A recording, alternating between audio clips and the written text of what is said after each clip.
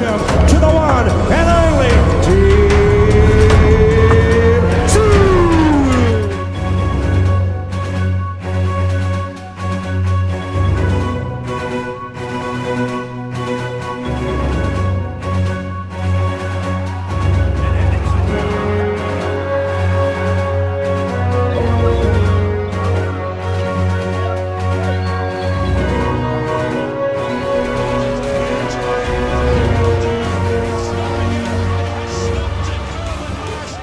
Hey guys, how are we doing? Welcome to Talking Boxing. It is not October the 28th, 2024, as you can see on the screen. I forgot to change the slide today. Sorry guys. It is in fact November the 4th, 2024, and I can't believe I've done that. I'm almost tempted to start again, but that's going to be bugging me for the rest of the episode. But yes, it is Monday, November the 4th, 2024. So please disregard what you're seeing on the screen over there.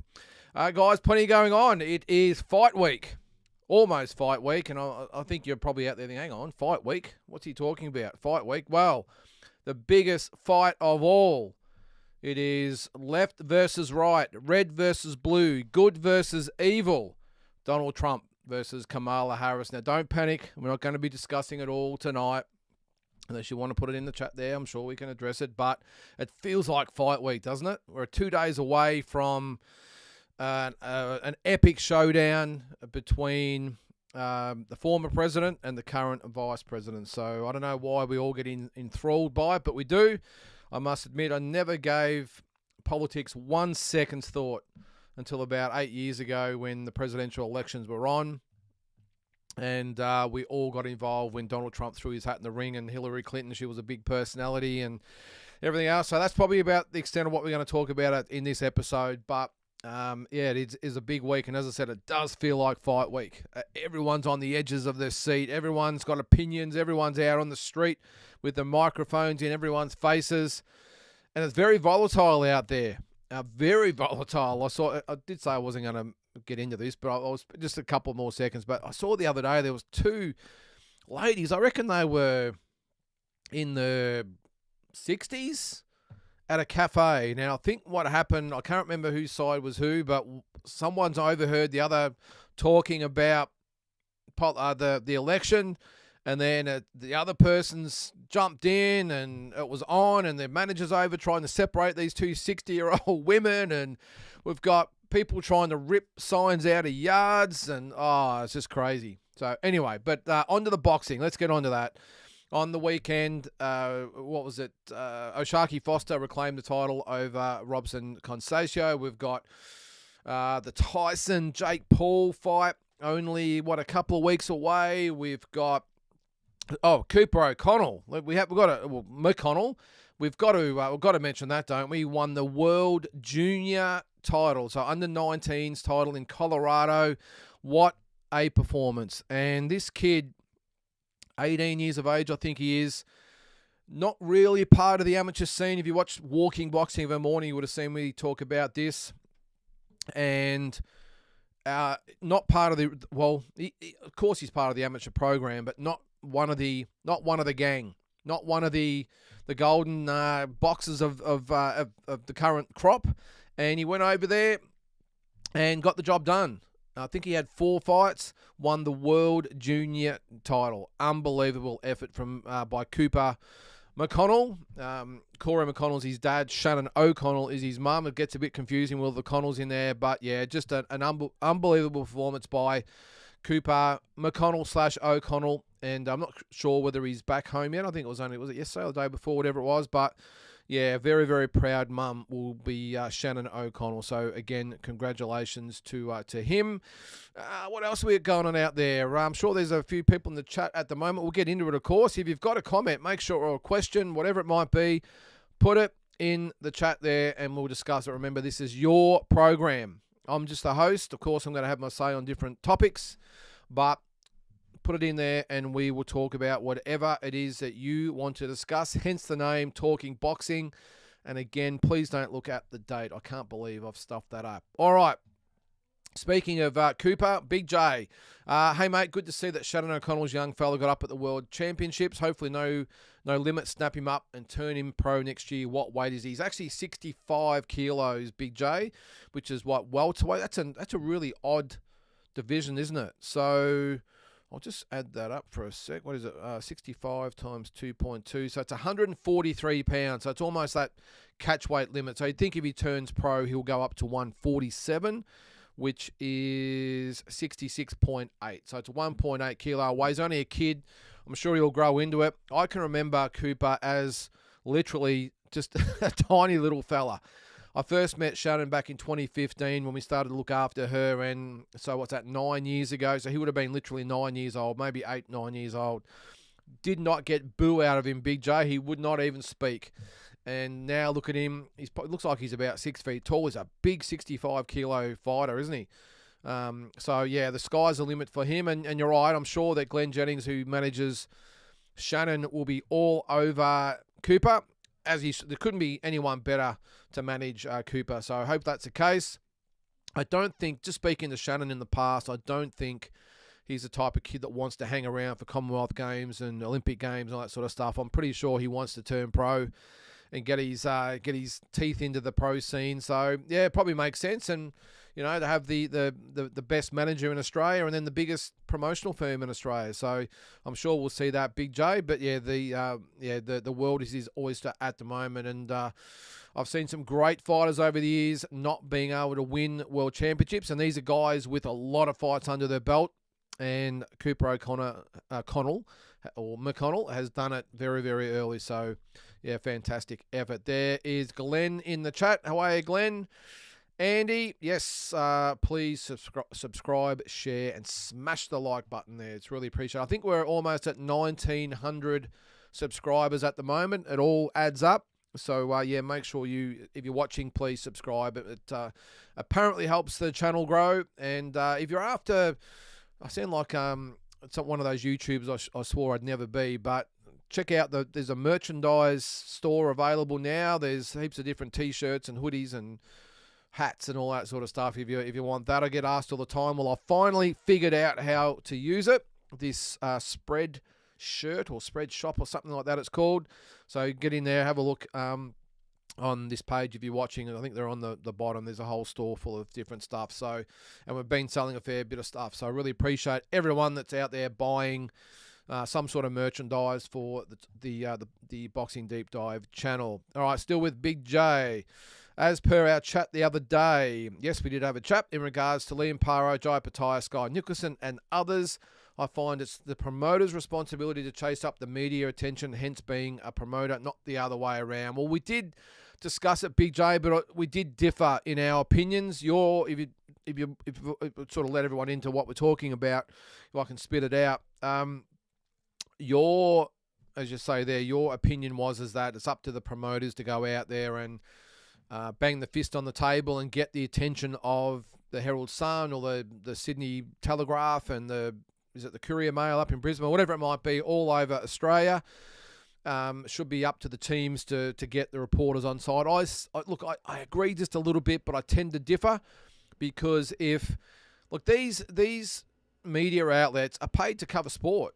That's it. I don't think it really should be up to the participants to be actively banging down the door, trying to get some sort of story in the papers. Now, I get that boxing might be a little bit different because it's not a mainstream sport, and if you don't physically bang on these guys' doors, they don't give a shit. But there are designated guys like the Peter Bedell's, the Brendan Bradfords, there's another guy, Jamie, someone as well. They're all out there writing about boxing. Wouldn't you think that their job would be to see what's going on in the boxing world and then write about it?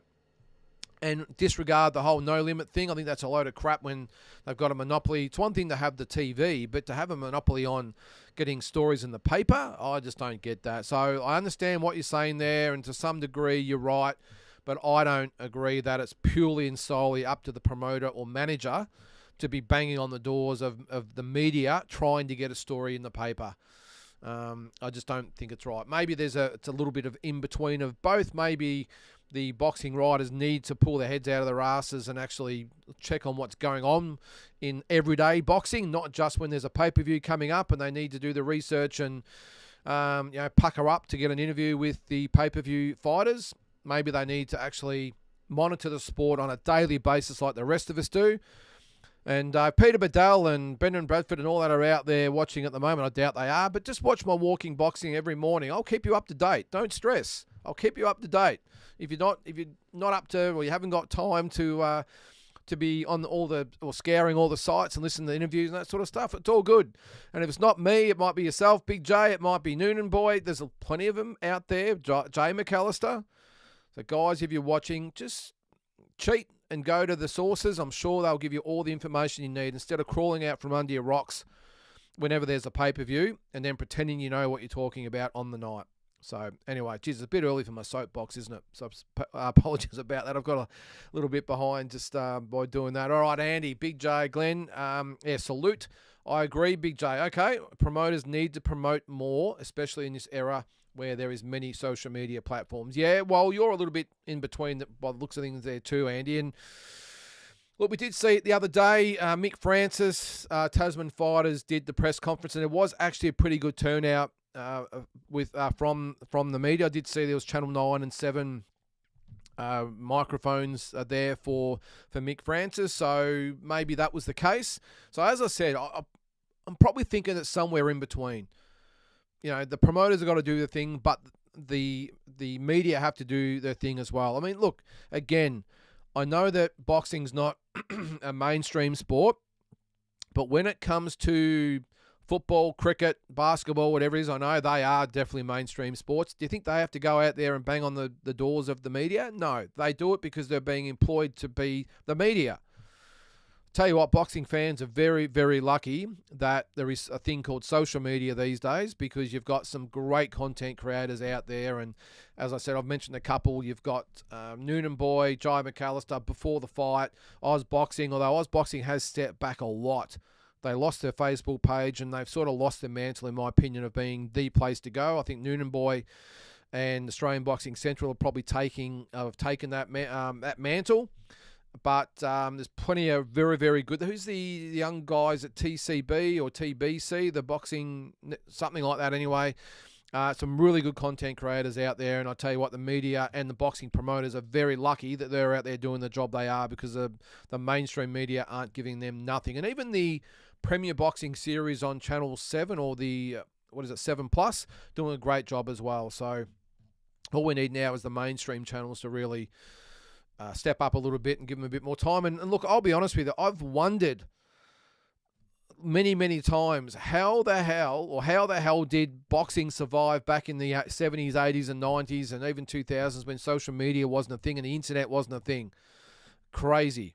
But I knew as a kid growing up or an adult growing up, I knew every single thing that was going on with Jeff Fennick and Lester Ellis and Barry Michael and Jeff Harding and Costa Zoo, because it was all over the papers when they were fighting. These days, not the case. All right, Damien. What's up, mate? Do you know why my comments keep getting deleted? I put them on like a couple of hours before this starts. Ooh. No, I don't, Damien. I have no idea, mate. I don't normally check the comments because I like to be spontaneous about the whole thing, but I don't know, Damien, mate. Make sure you put them in the chat there, mate, and happy to discuss them. But no, I don't know why they've been deleted. Mate, YouTube and all that sort of stuff. I just do what I'm told. All right, Glenn, big news is Inoue signing with Riyadi. Apparently 15 million plus. Wow. Glenn, fill us in there. I did not see. I always make a note or a point of getting on the sites an hour or so before I come on for this exact reason, so I'm not out of the loop.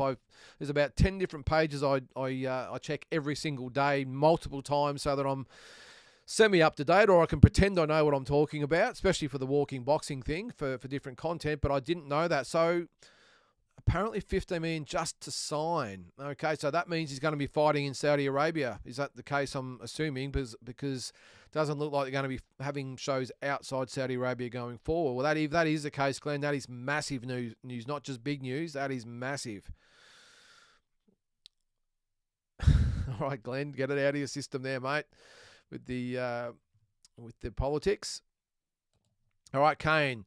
Looking forward to hearing about your boxing career on Walking Boxing. Yes, yes, Kane. Thanks for mentioning that. So, If you watched this morning and you're a frequent viewer or listener of the Walking Boxing, this time of year we go into a little bit of a lull. There's we've got a couple of quiet months coming up, although there is still plenty of content. I forgot actually, by the way, I didn't mention Liam Paro this morning. I had a few people message me and saying, what about Liam Paro with the fights coming up for the rest of the year? But what I've decided to do, because you guys ask me and send me messages and everything else, I've decided that in this sort of 2-month or whatever it is sort of period where it's a bit of a blank spot of the year and there's not that much going on, not a lot of news.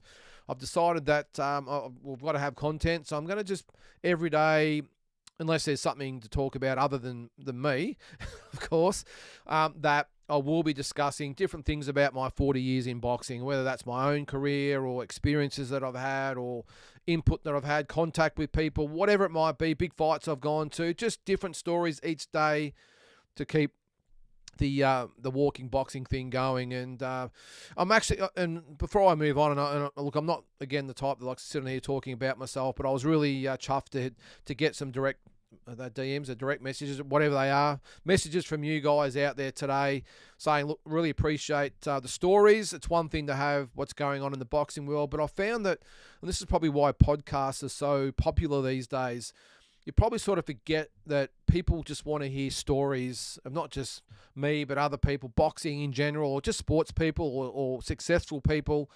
And, they want to hear stories told. And I must admit, I'm one of them. I sat down the other day, and I'm not normally one for long podcasts because I just haven't got the attention span. I've got way too much going on to sit down. But the other day, I sat down and listened to the Danny Green podcast that he did with Tazzy Brown. Again, I've spoken about that on one of the episodes this week on Walking Boxing, and I sat there for 2 hours and I listened to the whole lot, and that's a lot for me because you know what? I know Danny really well, but I didn't know a lot of the stuff he was going on about. I knew a lot about the amateur stuff, but not the pros, but I was fascinated to hear his input into the Mundine thing, the Bayer fight, different things that went on behind the scenes. So as I said, I'll probably underestimate that people want to actually hear those stories. So, of course, mine's nowhere near the level of Danny Green, but I'm going to just give you different things that you might find interesting, and if it's not your thing, well, that's okay, don't watch it. But I was really encouraged today by the amount of messages and comments that came on the page about really appreciate the stories, so I'm going to keep them coming. So tomorrow will be, today I just covered how I started in boxing and my first ever fight. Tomorrow we'll go on to the year or so after that when I started to get a few more fights under my belt and the career started to go from there. So again, thanks to everyone that sent me a message. All right, Damien. Yes, Inoue signed with Riyadh. I don't know. Please confirm. There's Glenn. He says, yep, earlier today. Well, let me know what sites you follow, Glenn, because I've got to start following them because I did not know about that, mate. Did not know. All right, Mutzi, hopefully you get to catch a bit of boxing this weekend. We'd like to watch Abdullah Mason, Boots, and Bam. That's this weekend, is it? Okay. Yeah, what did I have in my head that it was December 7th? That's Liam Paro, though, isn't it, I think? So, yeah, 100%, Mutzi. Yesterday's fight was okay with Conceição and Oshaki Foster. The undercard wasn't too bad as well. But, yeah, this week, Boots and Bam on the same card should be great. I think Boots will get the job done pretty easy, and you would probably think that Bam Rodriguez will as well. Although, is he still fighting the one that beat Andy? Is that right? Hang on. Was it Savadra? Well, that was his name. Hang on. Let's have a quick look. Bam Rodriguez. Where is he? All right. Yep. All right. So he's fighting. Yes, Pedro Guevara. Okay. I forgot all about that. So that card's on, this weekend. November the 9th. So we've got Jaron Ennis and Karen, whatever his name is, for the IBF welterweight title. Bam Rodriguez, Pedro Guevara for the WBC Superfly. That'll be worth tuning in for by itself. Then we have Raymond Ford, Orlando Gonzalez, and then a pretty good undercard. So that is promoted by Matchroom. Okay, so it'll be on DAZN, I'm assuming. Yes, it is. All right, cool. Thanks very much, Muchie, because if you didn't say that, I would have missed it. Although I'm sure at some stage this week I might have found it somewhere, but that's what I'll be watching this weekend for sure. And yes, another big one here, Damien. Frank Warren has signed with DAZN. Just need Top Rank on DAZN as well next year, and will be worth the subscription, which is about, what, 130, 140 bucks, I think it is. Yeah, great. It's a great signing, Damien. I would like to see Top Rank, although I've got a feeling they get looked after too well by Top Rank, I would think. ESPN, they get looked after too well by ESPN. ESPN are a big market over there, and they need boxing content. And I think Top Rank do a very, very good job with with ESPN. So I doubt that they will do that. But you're right, it would make it even better. Look, I think if you get it per year, it's only what, $10, $11 a month. I don't think it's the end of the world, to pay that for, even if it's half a dozen good shows per year. I think it's well worth it. Although, do you remember with DAZN when it first launched? It was pay the subscription, and there'll be no pay-per-views. It's all part of the subscription. It didn't take them too long. I think Canelo might have been the first one. Just like pay TV or Foxtel. That's what it used to be called, pay TV, when it was Ozstar. And the reason you pay for it is so you don't have ads and pay-per-views and all this other shit that you got to buy on top of your subscription. Now, all of a sudden, we've just become accustomed to having ads right through watching whatever show you are on Foxtel.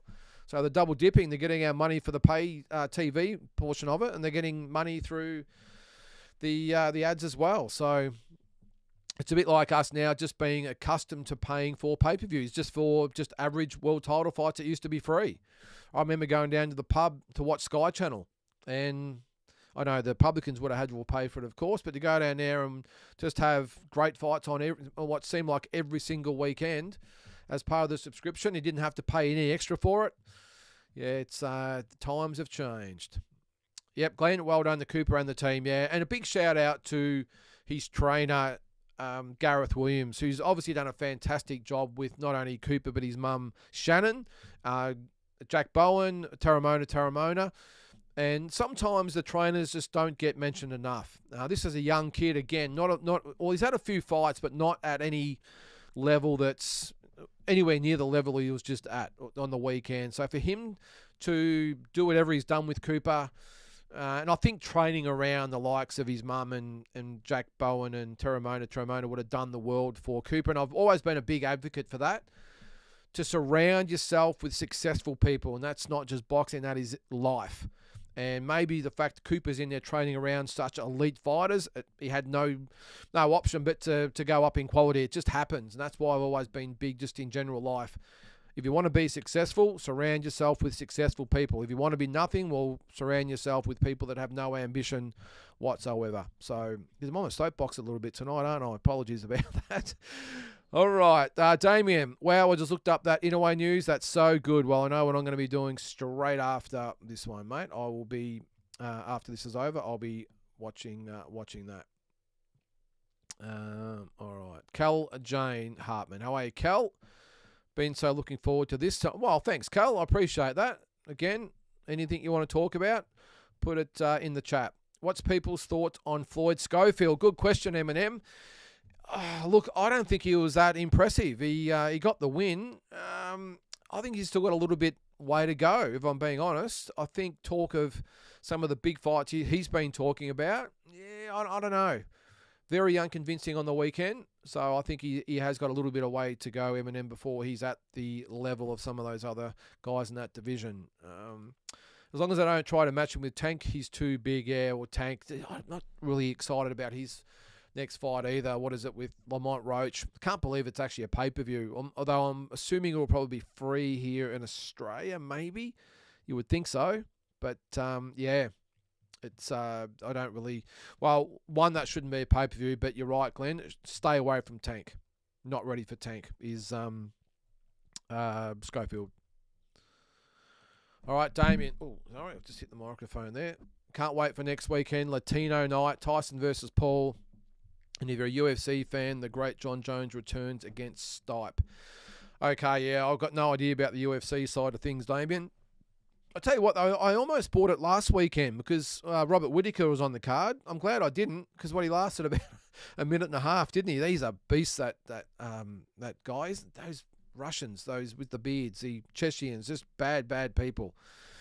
Latino night, which one's that, Damien? Just fill me in on that one. And Tyson Paul. Well, look, all things aside with Tyson Paul, and I do, whenever I talk about it, I do get, and I have said it myself, I'm not talking about it anymore, but invariably I always do because it's boxing and it's news and it's big news.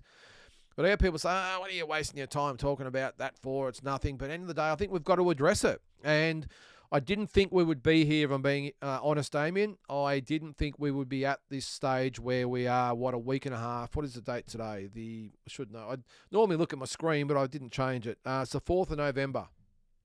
So we're 16 days away from that fight. So I didn't think we'd be here. I thought it would have been called off well and truly by now, but it is going ahead. They've started the promotions on Netflix and all that sort of stuff. So, so it's going ahead. Now, just again, I'll say, don't get sucked in to the 20 seconds of Mike Tyson you've seen on YouTube or Instagram, whatever it might be, guys. I think if Jake Paul... Well, actually, I'll take that back. If this was a serious fight of a 58 or 57, 58-year-old Mike Tyson, he's just turned 58, hasn't he? Yeah, he has. If this 58-year-old version come up against a 27-year-old Jake Paul and it was a real fight, I think Mike Tyson gets stopped in 2 or 3 rounds. I'm only being honest.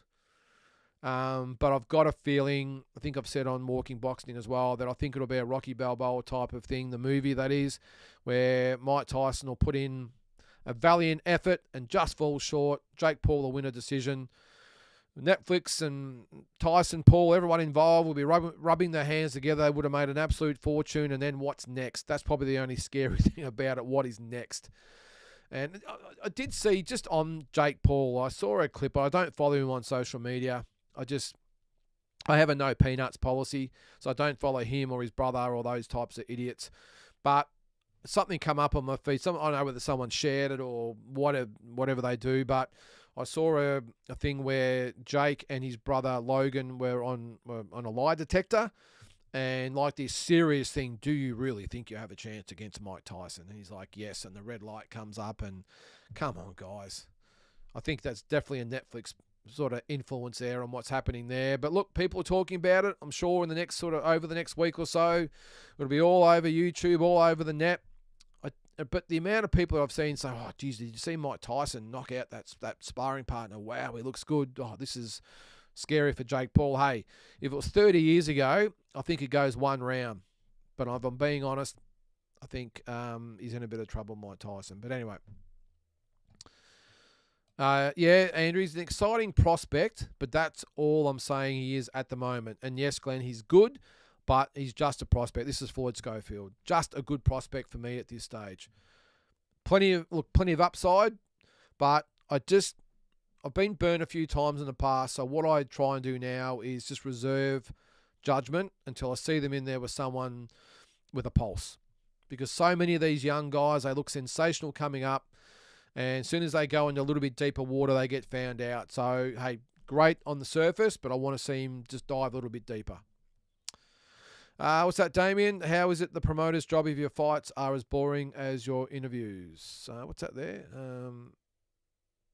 How is it the promoter's job if your fights are as boring as your interviews? This is the fighters you're talking about. I'm not quite sure. Just clarify that a bit there, Damien. Sorry, I just can't decipher that one there. I think Abdullah Mason is a bit better. Yeah, I like Abdullah Mason, Glenn. But again, he's got a long way to go. But a very, very good prospect is Abdullah Mason. Logan, here's some, is it? All right, yep, Logan, welcome to the show, mate. I'm not sure whether we've seen you on here before, but welcome. Mike Tyson versus David Tua, New Zealand's greatest in the primes. Who wins? I like that. The Tua that fought Ike Ibebuchi, whatever his name was. I've never been, again, you can probably see I'm not good with pronouncing these names, was an absolute menace. Wow. Oh, that's a good question, Logan. And I'm going to start bringing back the dream fights, by the way, so we might have to put this in there. Actually, have we done it before, maybe? Anyway, I'm going to put that on the list. Prime Mike Tyson versus Prime David Tua.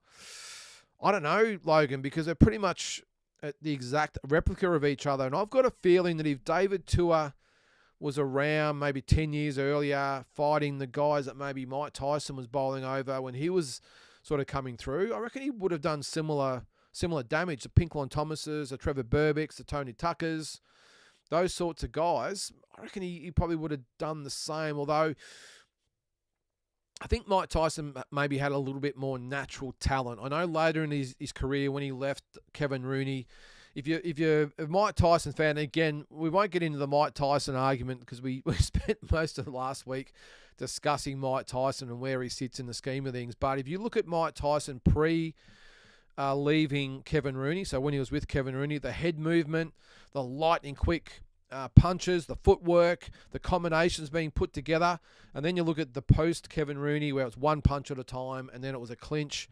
There was no footwork. He was a bit heavy. We'll just discard that one. I'm thinking the one I'm probably thinking of pretty much pre-Buster Douglas, the Tyson before that, and the David Tua that was bowling over the Michael Mooras and the Ruizes and all these types of guys and just running amok. That would have been a brutal, brutal fight. Look, I think David Tua would be definitely in with a chance. It would have been very fascinating, Logan, to see how Mike Tyson would have performed against pretty much the exact replica of him. I think David Tua could have done it. I think Mike Tyson was the better fighter, but style versus style, I think David Tua might have had enough because he wouldn't have been pushed back by Mike Tyson. I don't think he would have been, or had the same. Tyson's punches wouldn't have had the same effect on Tua that they had on those taller, longer range type of heavyweights. David Tua would have been on his chest. And an interesting one. I know I'm probably getting behind in the comments again there, guys, but I read a very interesting comment the other day from Evander Holyfield and talking about Jake Paul, but we'll put that one aside. He said the reason he had success with Mike Tyson was that unlike a lot of Mike Tyson's opponents before Evander Holyfield, he didn't back up and give Mike room. Mike wasn't a long-range fighter, but in Evander's opinion, he wasn't a close-range fighter either. And it got me thinking, yeah, he's probably right because he said he's a mid-range fighter. And it made perfect sense because later on in his career, when he didn't have that mid-range, he was allowed to be tied up, and he did allow himself a little bit to be tied up as well because just through laziness or age or lack of condition, whatever it might have been. So really, really good point. And in this case, David Tua being a similar type of fighter than Tyson, I don't think Mike Tyson would have been able to push him up and to get that mid-range that he needed for those big bombs. And even if he did land, I think David Tua could take it. So very, very good question there, Logan. I think David Tua could win, but I'm going to stick with our man Mike after all that. Would be a short fight, Andrew, wouldn't it? Although sometimes these fights surprise and go a lot longer than maybe what you think they are. Because you've got to remember, these two guys would have enormous respect for each other, I would think. And they'd be a little bit loath to come out and just let bombs fly. Or maybe it'll be the opposite where it was just helter-skelter, just go out there and just throwing bombs, who lands first. It'd be a great fight while it lasted, I think so. And Joe Frazier against Mike Tyson would have been fantastic as well. Cal, love walking boxing. I now have my husband watching daily. That's great, Cal. Thanks very much for that. I appreciate that. And shout out to your husband as well for tuning in. Carl, how are you, mate? Looking forward to Dana Coolwell on the Jake Paul undercard. It's going to be a tough one, though, Carl. He's up against Bruce Carrington, who's a very, very good fighter. And make no mistake, Dana Coolwell is very, very much the B side, if not the C side. It's all about Bruce Carrington. You look at all the sites. It's all about the coming out of Bruce Carrington, and watch this guy and what he's going to do. Look, Dana Coolwell, one thing you would hope that the Americans know all too well by now is never underestimate the Aussies, especially coming abroad. So Dana Coolwell definitely in the fight. I really like the fact that Dana and his team have taken the punt and said, look, we've got to get our career going. We've got to take a risk, and what better risk can they take than taking on Bruce Carrington on such a massive undercard and what could be the most watched fight card in history. It's on Netflix. It is free. Technically, I know you got to pay the subscription. I get all that. But it's free on Netflix. This will just shatter all records. It really will. There'll be so many people. And can you believe this is what we've got to in the boxing world, where you have a YouTuber who pretends to be a boxer. Well, I won't say he's pretending. I think he's done enough now to warrant sort of being taken seriously as a boxer, just not a very good boxer. There's a difference. Then you've got the opponent being the 58-year-old legend in Mike Tyson. I can't believe that the biggest boxing event of all time is going to feature those two guys. A 58-year-old former champion who had seen his better days probably 25 years ago against a YouTuber. It's crazy, but I suppose this is where we are, where we're at in the boxing world, isn't it? Kid Austin needs more improvement going forward. He's not ready for the big dogs. Kid Austin, yeah, maybe. Yep. Haven't seen a lot of Kid Austin over, being honest, Carl. Give me a look at his record while we're going there. Again, I know I'm way behind here. Give me, where is it? Look at his record now. Just fill me in there, Carl, because I haven't seen a lot of him, but I'll take your word for it. All right, Carl. I watched Roberto Duran 37, yes, versus Iran Barkley 26, and that round 11 was phenomenal. Can't believe he took Iran's best shots and won a split decision. Carl, that besides the Aussies that we followed over the years, some of those monumental wins by the likes of Jeff Fennick and Jeff Harding and Jeff Horn, and geez, a lot of Jeffs in there, isn't there? Fennick, Harding, and Horn, and Cambosis, and Paro, and all these great fighters over the years. One of my most memorable moments of a non-Aussie is watching Roberto Duran at 37 beat Iran Barkley. I remember it. It was again on Sky Channel down at the pub.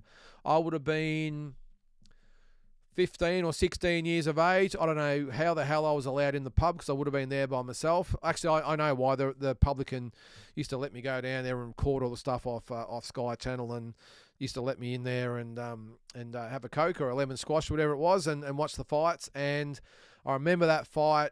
Roberto Duran, you got to remember 5 years earlier, he'd been absolutely demolished by Thomas Hearns.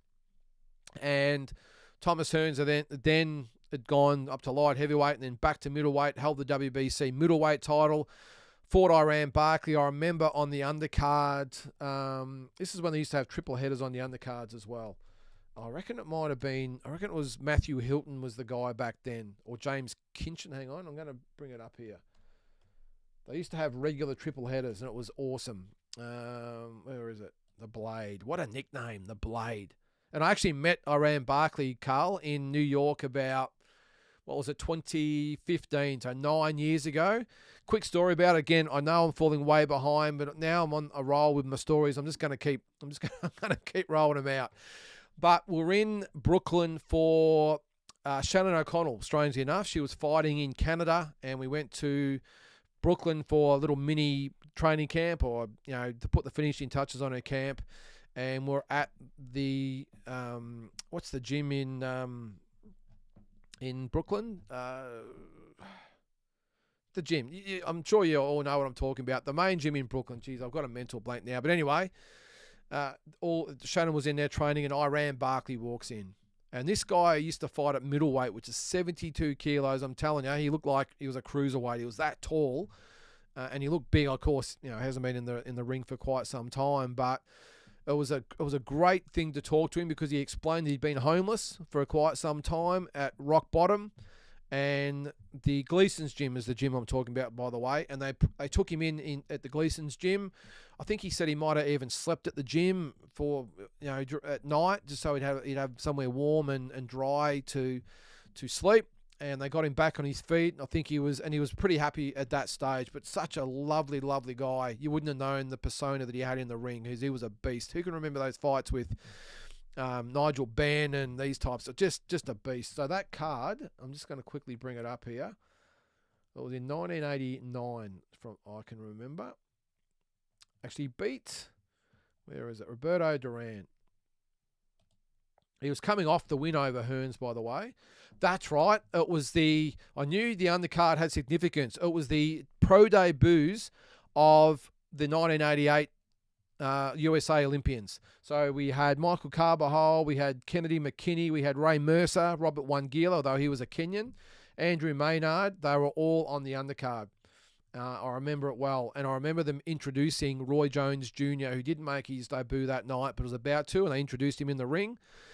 And, I remember that card very, very well. But I'm with you there, mate. The amount of shots that Roberto Duran took in that fight, it reminded me of the Davey Moore fight, where his career was done, Roberto Duran. He was brought in as the opponent, as the name. and just a phenomenal effort against a guy who was probably a natural light heavyweight fighting a natural lightweight. Just amazing. What's that, Andy? I might not comment too often but on walking boxing, but I'm listening in at work. Great one today, the Lynden origin story. Well, as I said, Andy, I'm not pretending to be something that I'm not. I didn't turn pro, any of that sort of stuff. I was just an amateur. But again, it's just a little bit of an insight into my story. And if you're interested, then listen on. But I'm really glad that the feedback's been so good. So Cal, I refused to miss your show. I just took you shopping and banking. Good to hear, Cal. Well, I'll make sure I don't swear on here. Not that I normally do anyway, but I appreciate that, Cal. All right, Logan, what is happening with the No Limit heavyweights? They have a good wee stable, but seem to be so inactive, which is a shame. Would be good to see Tuasi Grash and Kiki Latelli on the No Limit PBC cards. Yeah, it's a good question, Logan. I think the No Limit stable in general is just in a little bit of sort of limbo at the moment. Not apart, maybe I haven't really been taking too much notice of these, but none of these guys have been on the recent cards. So it's a good point you made there. And I must admit, if I was running No Limit, the fact that they've got the Fox Sports and main event contract stitched up, and it's coming out of contract very, very soon. If I was them, I'd be sitting down with all the other promoters in Australia, worth a salt, and regardless of previous relationships or egos involved, whatever it was, and I'll be sitting down with them and trying to reach agreements with all the other promoters in Australia to try and get access to these fighters that we just don't see. Because especially now that Tim Tszju's going to be in limbo for a little while, we're not quite sure what Nikita's doing. I know there's the possible Nikita Zarafa fight, but Zarafa's made clear he's not interested in Nikita anymore. He wants Tim. So I would be thinking they would be making a conscious effort to be sitting down and breaking bread with every other promoter in Australia to try and get content for the show. Because if they don't, think about it. If you're the CEO of Fox Sports or whatever it is, whoever makes the decision, and you're looking at what's going on at the moment, you've got all the best boxers, or at the moment, let's put Tim aside, all with all no limit fighters. So wouldn't you be saying, well, why are we putting all our eggs in that basket with that promotional firm, even though they've done a fantastic job?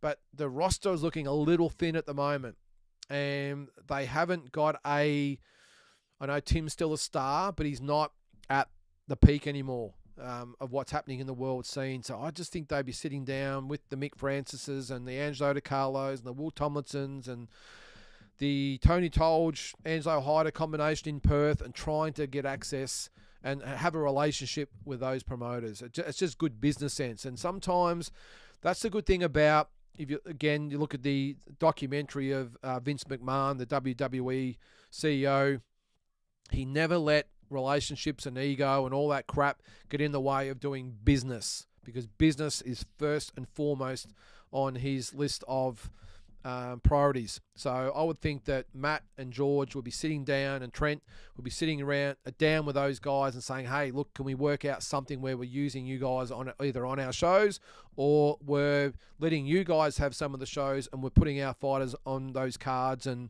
working something out. I just think it's good business. But anyway, what do I know? All right, Damien, DAZN was $2 a month here, and before that I was a beta tester and got it for free. Then it just went crazy. Yeah, well, it was, but it was always going to go up, I suppose, Damien. Was it $2 a month to start? I remember it was cheap. Oh yeah, Dundee Luke. I thought it was $4 or $5 a month, and then when it got to $10 or $12, everyone hit the roof. But yeah, look, I don't know. I mean, look, I don't watch all the shows. Most of them I do, but if you look at it as a whole, it's like $10 a month, $11 a month. I don't think it's a lot to ask just to have it. Just in case, it might every month or two there's a show worthwhile watching. But I think that alone, it's worth $120, $130 a year. But again, I also understand that money doesn't grow on trees, and it's pretty tough out there. But each to their own, I suppose.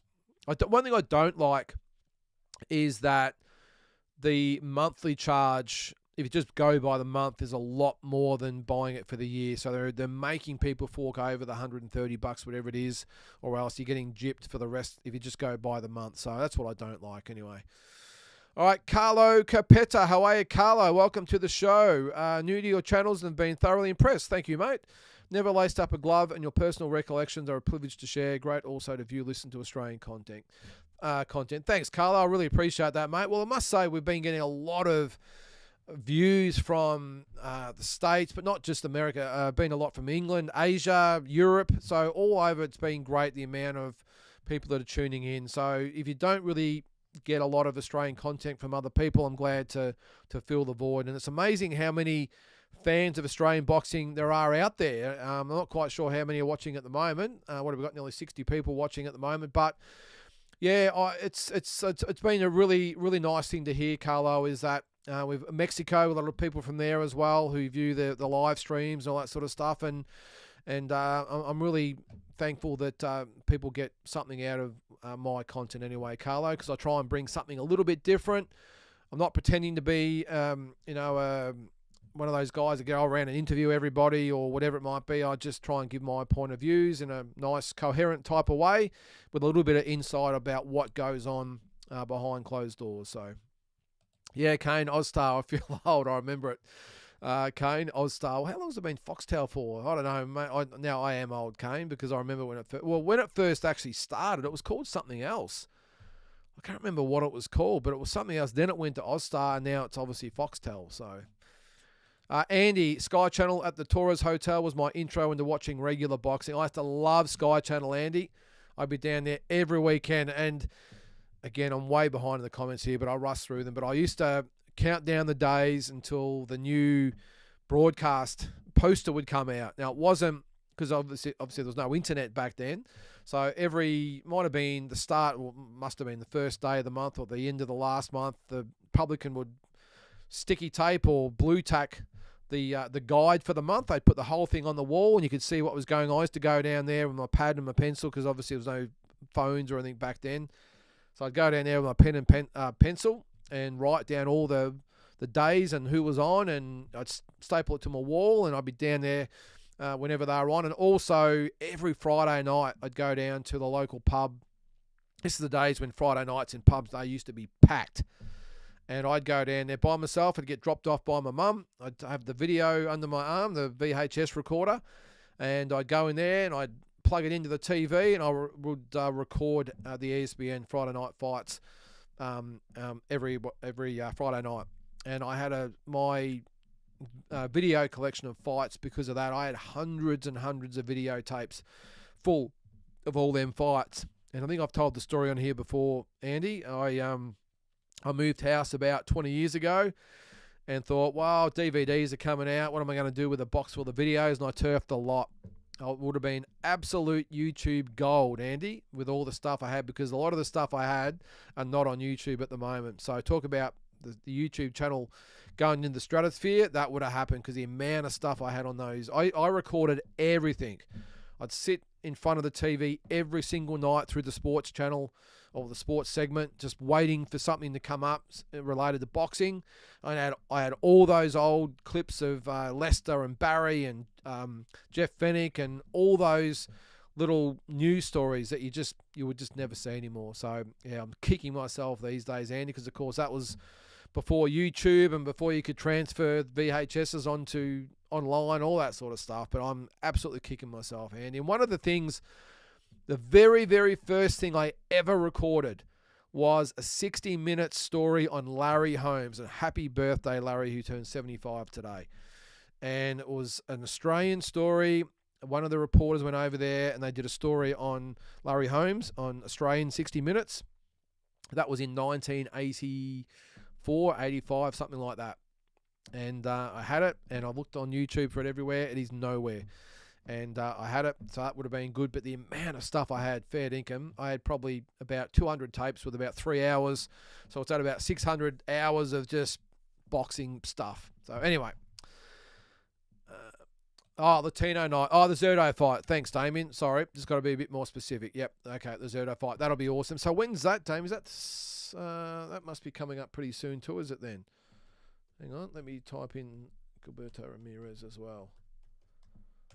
I just sometimes because I'm looking at the sites all the time, the dates and who's fighting who and who's on the card, they all just sort of mesh into one. Apologies. So I sort of lose track sometimes. All right, so there he is there. So 46-1. All right, so that is this week. No, that's 16th. The 16th of November. Okay, so the week after. The weekend. Is that the... Yeah, sorry, just before the Tyson and Paul fight. So who's on the undercard? Oscar Colasso and the tie for the WBO minimum title. Williams. Oh, okay. That's the one with Williams Zepeda and Tevin Farmer. Okay, beautiful. Yep, I'll be definitely watching that one too, mate. So that's in Riyadh season. Okay, there you go, Golden Boy. Cool. All right, beautiful. All right, if you didn't know that, guys, then check it out. Latino night. Bill and Smith, Zerdo. Hopefully the winner gets Jai. Yeah, you'd think so, Andrew. Look, it depends. You know that Jai Apatai is going to be all for it. He's going to turn up. It's whether or not the Bill and Smith or Zerdo wants to fight him. I think Zerdo Ramirez would fight him. Oh, there you go. Hang on. Thanks, Andy. We've got a super chat. Where is it? Hang on. I'll come to that.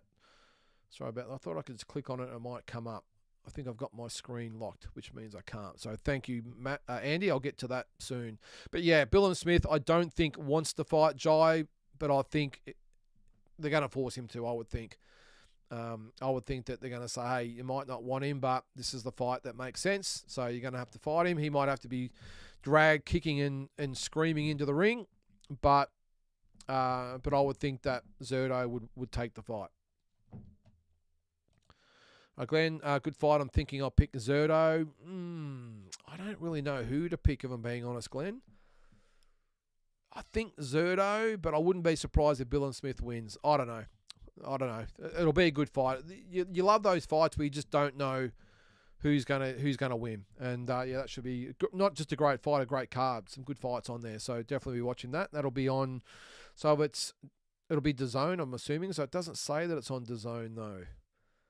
So Oscar De La Hoya, he's with DAZN, of course, isn't he? So, all right. Doesn't say, oh, there it is, event name, Latino night. There you go. Just read the fine print there, Lynden. So, all right. Well, it doesn't say it's on DAZN, but I'm assuming that it is.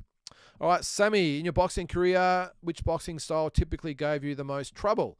For me, it's a tall and long southpaw, as it's harder to use a jab, and also I have trouble landing the overhand. Yeah, my probably hardest style to combat, well, there's probably a couple. I always had trouble with the sort of shorter guys that would jab a lot. That always offset me. Always had trouble finding my rhythm with people that jabbed a lot, who around my height. The other ones that gave me a lot of trouble were obviously the taller guys, but the ones that were from long range, those that really amateur elite sort of style they use now, with the step off hooks and they tend to lean back like Sky Nicholson does a little bit. They were always sort of hard, but strangely enough, yeah, the hardest one for me was someone that fought probably a little bit like me, where they jabbed a lot, where they come in a little bit low. They were always hard for me harder. But yeah, they're all, look, at elite level, Sammy, they're all pretty tough. They're all, whether they're short, tall, whatever it might be. When you get to international level, there's never an easy fight. But yeah, as I said, probably the shorter ones who had good jabs were always a little bit of an Achilles heel for me. What's that, Axie Man? Did you happen to catch a Liam Davies Shabazz Masood fight over the weekend? No, I didn't. Sorry, Axie Man. Let me know all about it, mate. I didn't see it. Well, there you go. Andrew saw it. Awesome fight. Okay, I'll put that on the list to watch back there, guys. I didn't see it. Andy, Floyd Schofield is all right. Stepping up, that opponent Giron was bloody durable. Yeah, he was tough, wasn't he? I must say, I thought we were about to see Wilder Zhang 2 when Schofield turned his back complaining.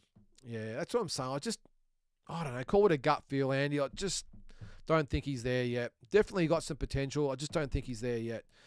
Axie Man, I noticed that Katie Taylor, Amanda Serrano will be at catchweight of 138. I didn't see that, Axie Man. Now, is that for the belts?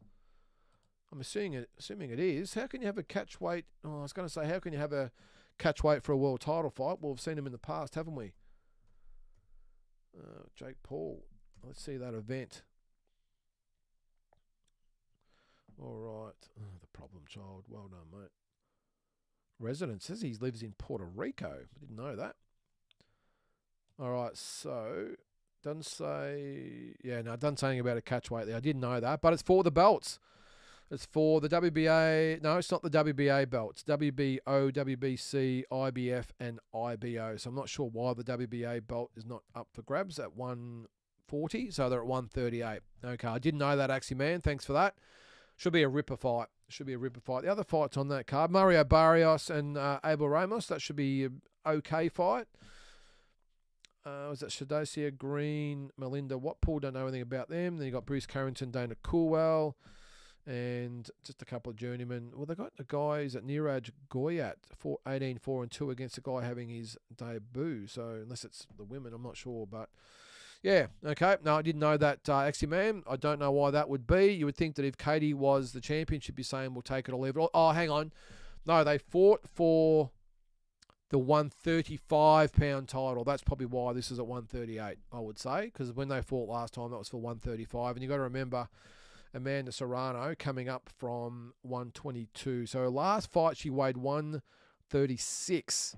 Before that, 125, then 124. Okay, so she's been sort of featherweight. When she fought Katie Taylor last time, she weighed in at 133. That was for the lightweight title. Yep, that was 2.5 years ago. That's gone quick. So, yeah, her last fight was at 136, so that makes sense. What's that, Damien? You're still heading over to the US this month? I am, Damien. Yeah, I'm actually heading away in a couple of weeks' time. Yep. So this is not a boxing-related trip. This is a family trip. So we're heading to... Where are we heading? We're going to Dallas for starters, Damien. So we'll be there for a couple of days, and then we're heading to Boston for 4 days. Got to go see the Celtics, of course. My son is a Celtics tragic. So we're going to go there for 4 days, and then we're going back to Dallas, where we'll drive to Houston and then San Antonio and then back up to Dallas. So looking forward to it, Damien. I'll have no frequent flyer points left at the end of it. But anyway, they're there to be spent, aren't they? Andy, if Schofield want to talk the talk versus champs like Shakur and Tank, well, you got to walk the walk too. And if you get KO'd, so be it. Such is life. Not a fan of all talk, no action. Well, it seems to be the boxing world at the moment, Andy, doesn't it? That's just, it's all talk with these guys. Who's got the most social media following, all that sort of stuff. So, look, make no mistake, he's got talent. But as I said earlier, I just want to see more of him. I'm not going to call him, the next hope or whatever it might be, but I just want to see more. We're still waiting. I was going to say we're still waiting for someone like Shakur and Tank to really have those legacy fights as well. But I suppose Tank's had the Ryan Garcia fight. He obviously had Pitbull Cruz. Shakur's had Oscar Valdez. So yeah, he's had a couple of good fights, but I just think Schofield's got a way to go. Yeah. Oh, okay. Is that? Thanks, Andy. Kid Austin, I'm thinking, why do I know that name? I'm looking there for Kid Austin as, okay, that's his nickname. Okay, I've got to get out a bit more, don't I? Apologies. Is that his nickname? Kid Austin. That's a really weird name. Who we got there? The Pinoy Sakalam YouTubers. How are you there? What am I going to call you there? Sakalam or Pinoy? Thanks very much, mate. Hello from Team Casemiro. Welcome to the show there, mate. Great to have you along. All right, Dundee Luke. Can Goodman outbox and stay away from Inoue's power for 12 rounds? That is a negative, Dundee Luke. I doubt it. Look, I've said it before. Full credit to Sam, for getting in there with Inoue. And I suppose at the end of the day, he has to. He's the number one challenger. But we'll see. We'll see. Stranger things have happened. I'm not saying he can't win. It's just very, very, very minute as far as his chances goes, just in my opinion. I think he might surprise a few people early, I think, Luke, and maybe have a few good early rounds. I just think once Inoue starts to find his range and his rhythm and gets in close and starts to really load those bombs up, I just don't see how Sam has got the ability to stay away from him.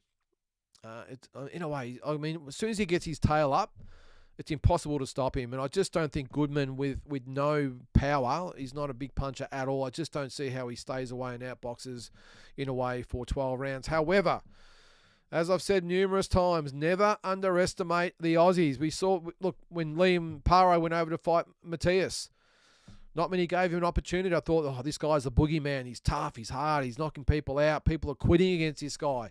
And Liam Parra made him look very, very average.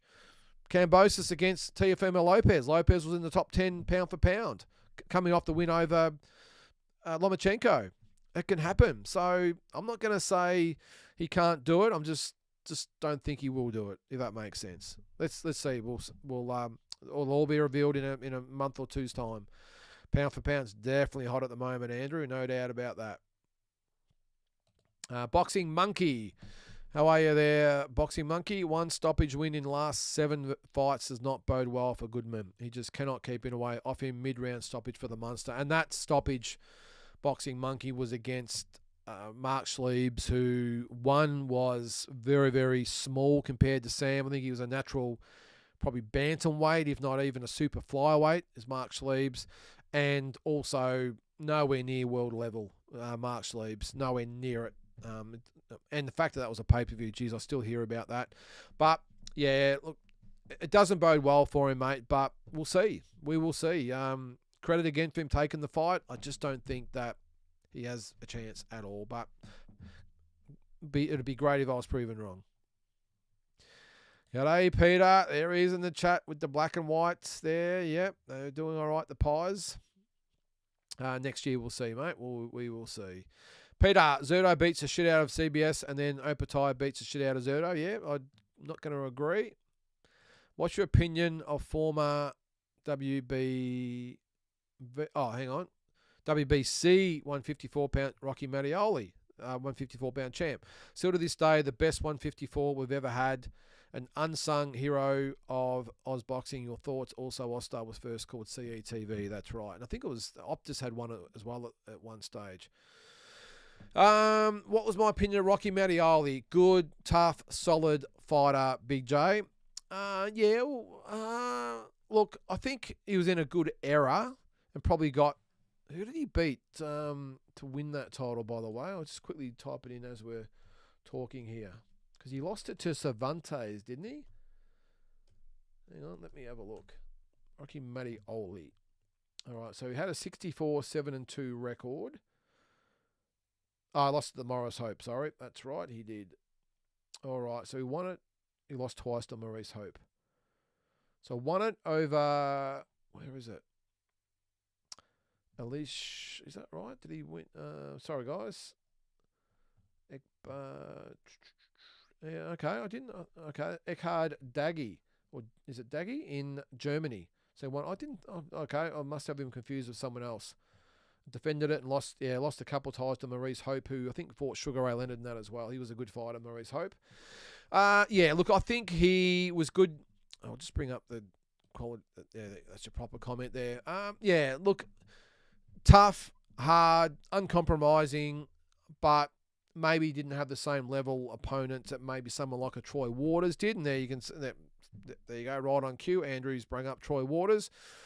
I think it'll be a toss-up between the two, Big J. I think Troy Waters, for me, I don't know. We'll never know. Different eras. But I think it would come down. I know Rocky you would have higher because he won that WBC belt, which is a very prestigious belt to have. I mean, some of the greatest fighters in history have held it. Leonard, Hearns, Duran. Actually, Duran didn't hold it. He had the WBA belt, didn't he? But lots of Wilfred Benitez as well, I think, held that as well. So anyway, some great champions.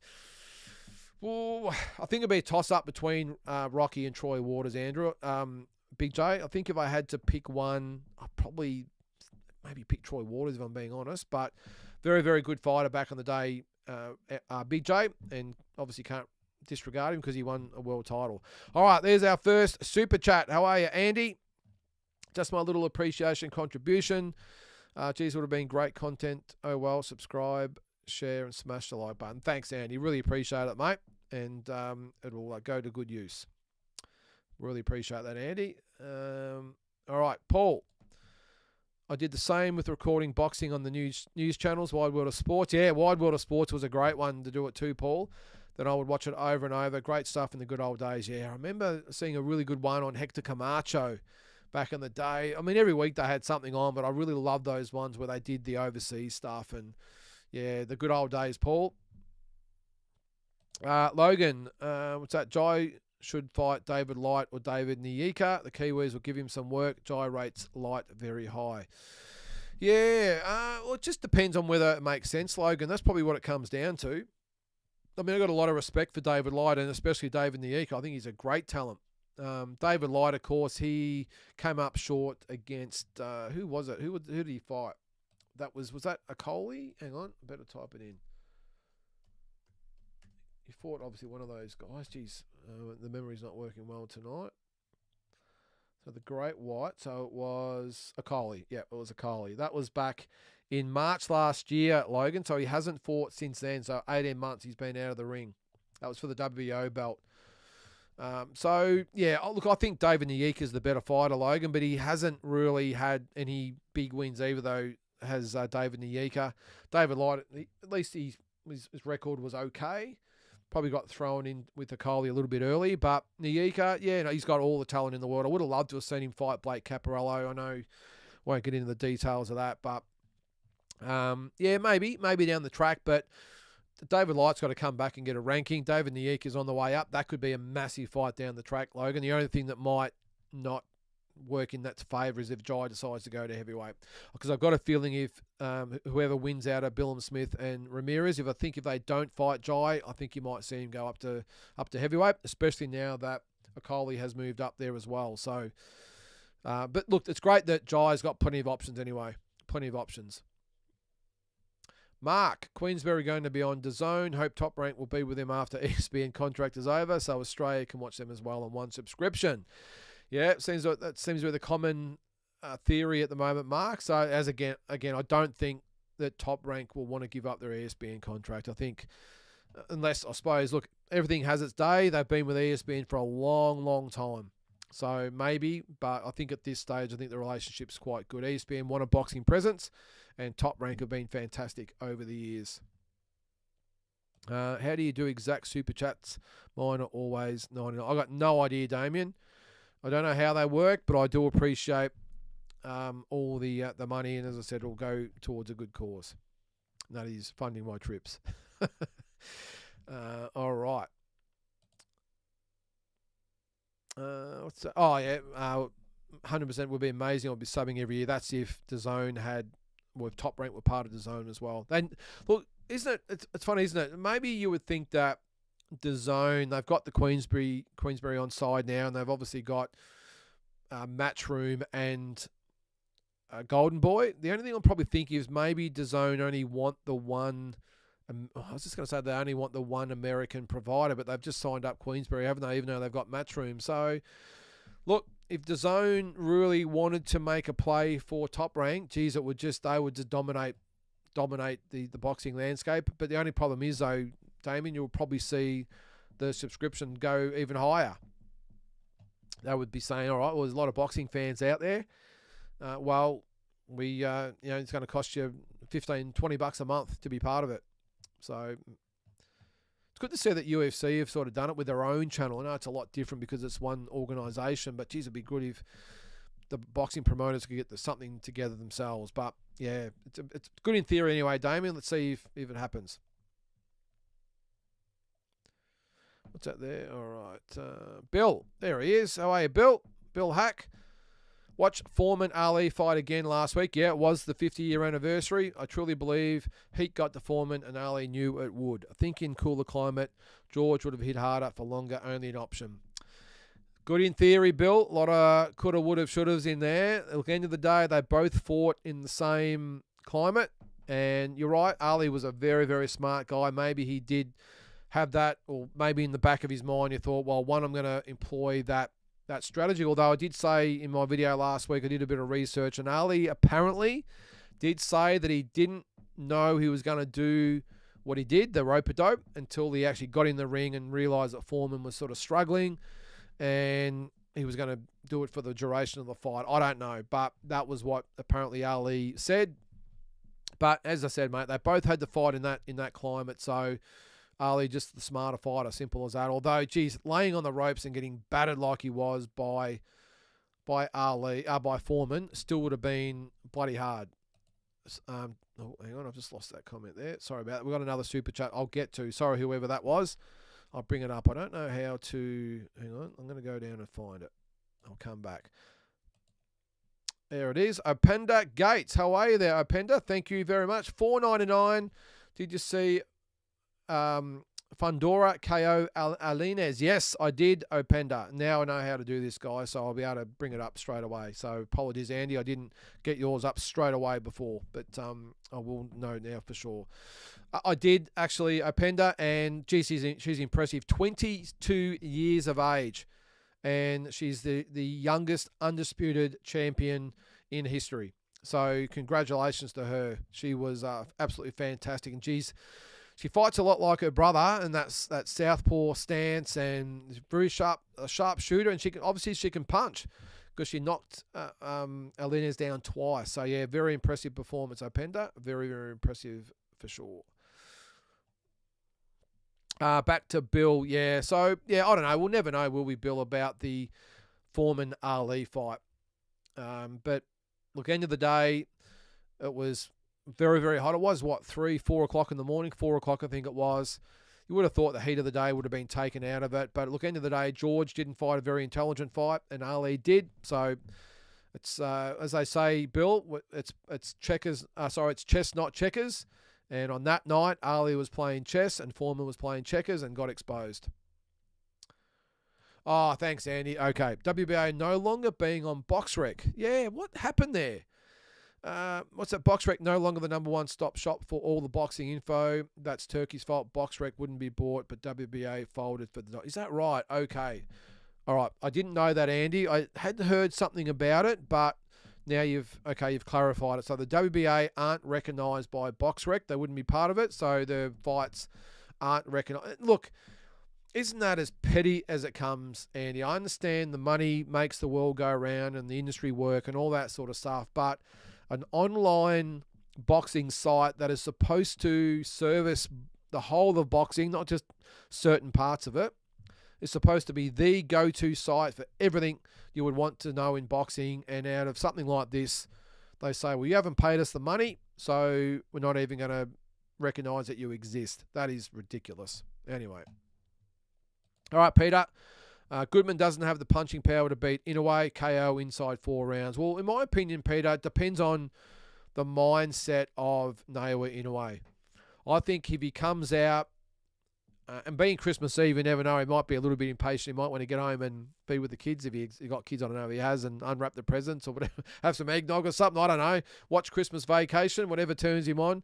But I think it depends on what mood he's in. I think if he comes out in seek and destroy mode, it could be a very early night for Sam Goodman. I think, though, if he comes out and wants to have a look at Sam, maybe wants to put on a bit of a show, that will work in Sam's favour, because you never know. He might just, look, he could get cut, he could get injured, he might just be lazy and just think it's going to happen. I don't know, but I think, though, if Inoue comes out and says, I'm going to put on a show and get this guy out of here early, I'm just not quite sure Sam has the ability to go with him. And even if he had all the ability in the world, the fact he doesn't have power, not a good sign when you're in there with someone like Inoue. If you can't punch, you're not going to get his respect. And you've seen him go in there and destroy actual punches in there. And if he's got a guy that's going to back up who can't punch, I just can't see a way that Sam Goodman wins the fight. I hope I'm wrong. Of course I'm an Aussie. Of course I'm going to be going for Sam Goodman. I don't want to seem like I'm trying to lay the boots in, but facts are facts, and the facts are he's not a big puncher. And without that, I just don't see how you have a hope in hell of beating Inoue. Paul says, I noticed Jason Maloney sparred with Goodman this week. Any oil on who got the better of food? No, I don't, Paul. I should actually give Jason a call. I haven't spoken to him for a while. I'm pretty sure Andrew might have sparred with him as well, Paul. I did see the pictures of both of them on their social media. So, again, I'm not quite sure. Geez, you would pay the admission to go in there and watch the sparring, wouldn't you? And I think it's great. I really do. I think in this day and age, these days, you see a lot of fighters won't spar with other fighters because there might be a possibility they might fight down the track or they've got a beef somewhere. I think it was great that they got together and sparred. The sparring would have been absolutely fantastic, and it would have been touch and go, 50-50. I would have definitely paid to watch that, Paul, but I might have to give Jason a call and see. Of course, he's going to say he got the better of it, but yeah, it would have been great to see. And I'm not quite sure it's the exact type of sparring that Sam's going to need to fight someone like Inoue, because they're completely different fighters. But it's better than nothing, isn't it? There's not a lot in Australia. I would think that Sam Goodman, what are we? It's the start of November, so he's still got about 6 or 7 weeks that Sam wouldn't be jumping on a plane and going somewhere, even maybe go to Japan. I'm not sure he's going to get a lot of love over there, but maybe fly some Japanese opponents out here. Some elite, do what Jason did. He went over there and sparred with some of the good guys over there, but maybe Sam could do the opposite and bring some Japanese guys here to try and replicate a little bit of what Inoue does. I don't think there's anything he can do, if I'm being honest, to replicate Inoue, but that would make a lot of sense. I mean, I even saw in where was Stockton, California last year, when we went over there to see Jason against Astrolabio and Andrew against Nakatani in Vegas. And while we were there, Jason was putting on the final touches on his camp, mainly just doing some pad work and all that sort of stuff the week of the fight. But Andrew was still preparing for the Nakatani fight, which was the week after. And they actually had a Japanese fighter over there in America with Andrew just to help him with his camp. So if the Maloney's are flying a Japanese guy over to America, to give him a better chance against Nakatani, well, you would think that Sam could do the same. And it's probably cheaper when you think about it. Cheaper to fly a Japanese guy over here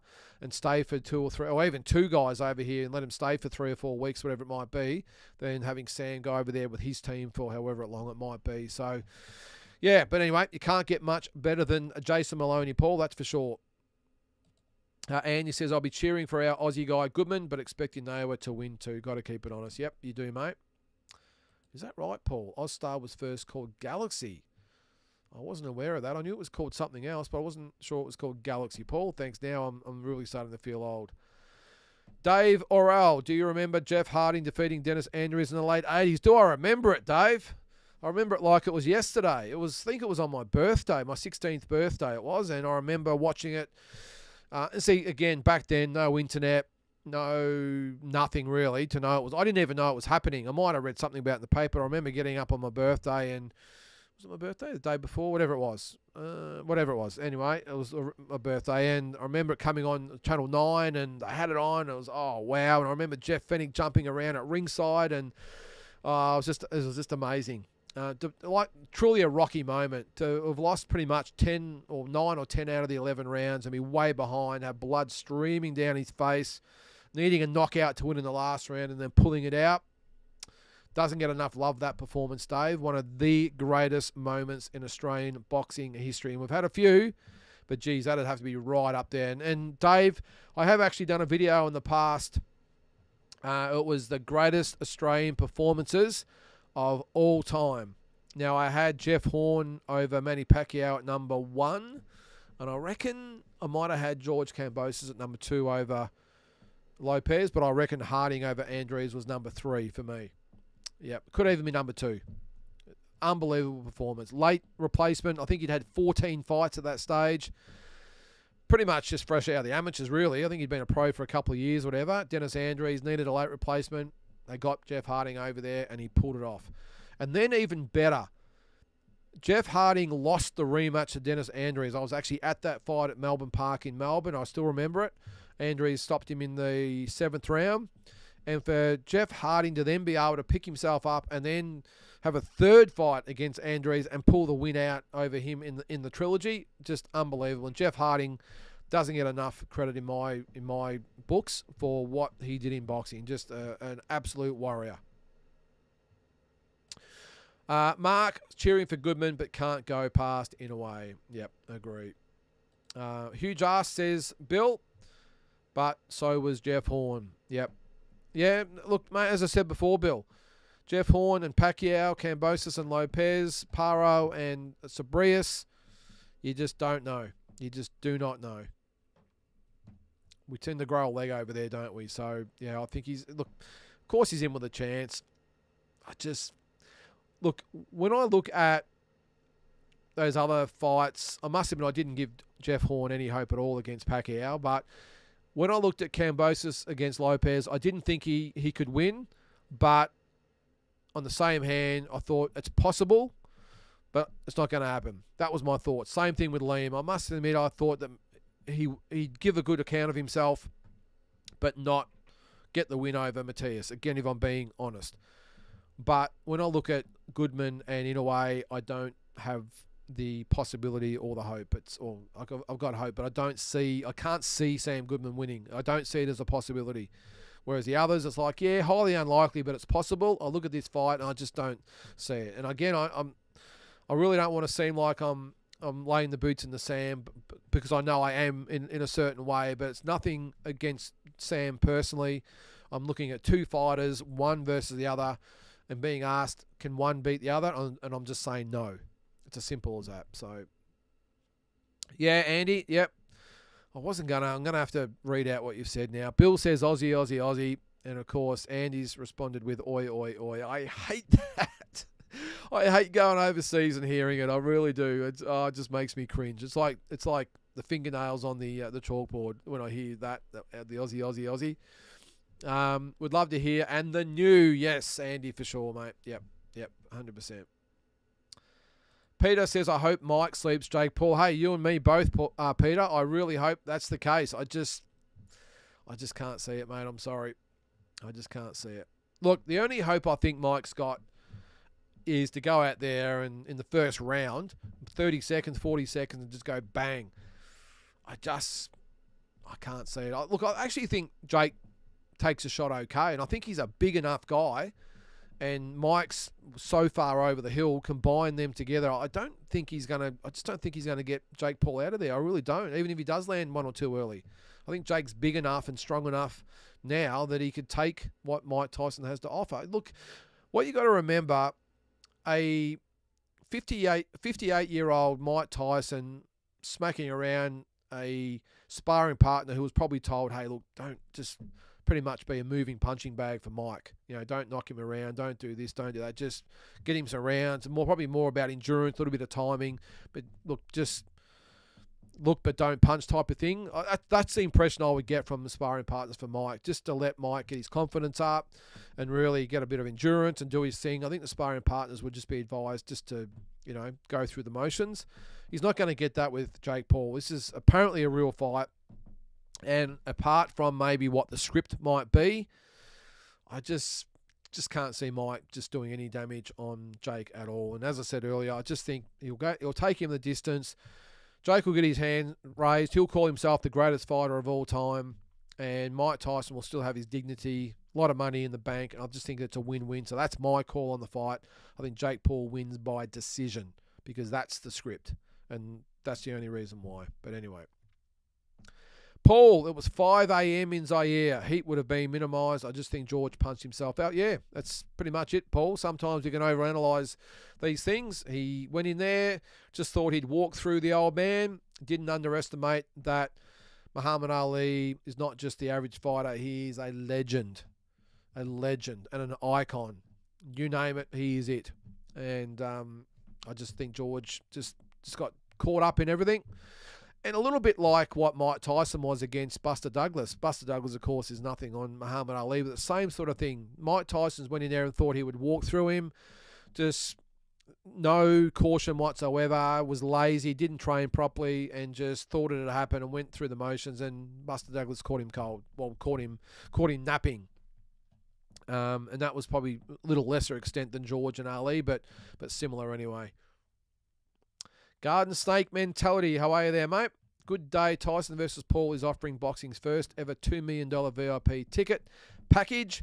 Did you see Netflix get into the sport full time after this? Is what looks like to be a mega payday. Yeah, I did see the $2 million VIP ticket package there, Garden Snake.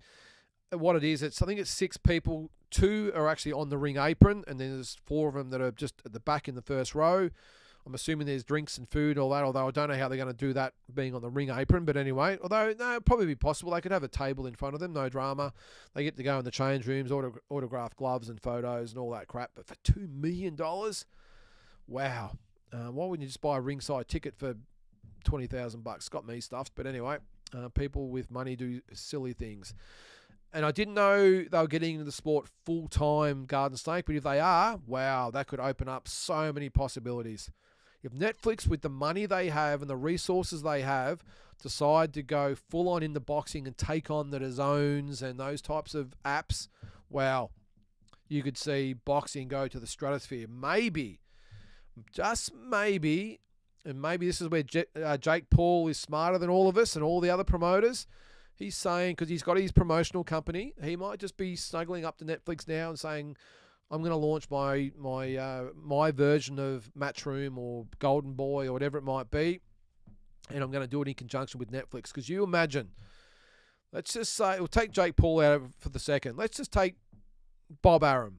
Let's just say that the ESPN contract is up, and Netflix comes sniffing around. They say, all right, we want someone like Top Rank to come with us. The other guys are tied up with DAZN, and we're going to put Top Rank with Netflix and do everything they do on ESPN, but we're going to do it on Netflix. We're going to invest in boxing, build a platform, start our pay-per-views.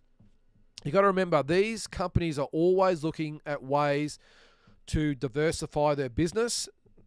Like all successful businesses do, they're always looking at different things that can improve and bring something else, a different audience, whatever it might be. Geez, if Netflix got involved in boxing, it would be DAZN who, I guarantee you. We saw it with even a show, like some of the shows out there, and one that springs to mind straight away is Cobra Kai, which is back next week. Can't wait. They were on YouTube Red or whatever it was, and then it went to regular YouTube and had a massive audience. Then it went to Netflix, and it just exploded to being the number one watched show on that platform. So can you imagine if Netflix got even if it's Jake Paul to a less extent, but they got a Bob Arum or someone like that on board with the company and did, again, I'll use the example of Top Rank. If Top Rank went to Netflix and forgot about ESPN, but did what they do, have regular monthly shows on Netflix and pay-per-views, it would be massive. It would be the biggest platform, or they are the biggest platform in the world for movies and documentaries and all that sort of stuff. They could easily be the number one boxing platform, and not just boxing, could just be sport. Can you imagine if Netflix got into all the other sports out there, the basketballs and footballs and baseballs? Wow, they could own TV. It'd be crazy. Anyway, if anyone can do it, by the way, guys, Netflix can do it. The biggest and best streaming service out there, bar none. All right, I'm a Foreman fanboy, says Bill, and Ali, and Ali's as well, both greats of the sport. 100% Bill.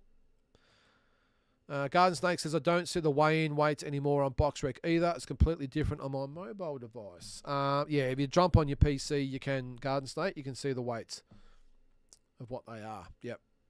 I think, although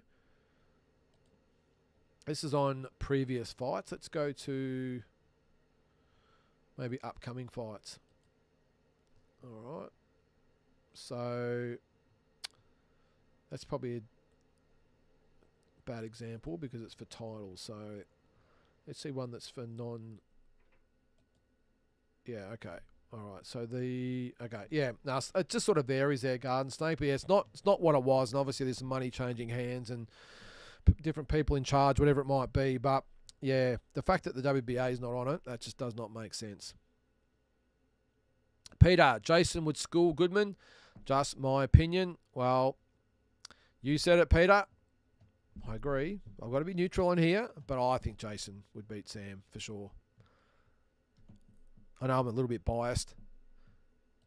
All right, Foreman is an all-time great, says Garden Snake, but guys like Ali, Jimmy Young, and Holmes caliber boxers, I think, always are Foreman's kryptonite. Yeah, to some extent there, Garden. Yeah, well, I think the Ali one was obviously the strategy of Muhammad Ali, of course. I just don't think George Foreman had any inkling of what Ali was doing and just maybe thought he was going to walk through him. Jimmy Young could have been a combination of things. It could be Foreman. Maybe his heart's not in it anymore. Maybe he just didn't approach it the same way he had in his early career. Maybe the Ali fight damaged him psychologically. You don't really know.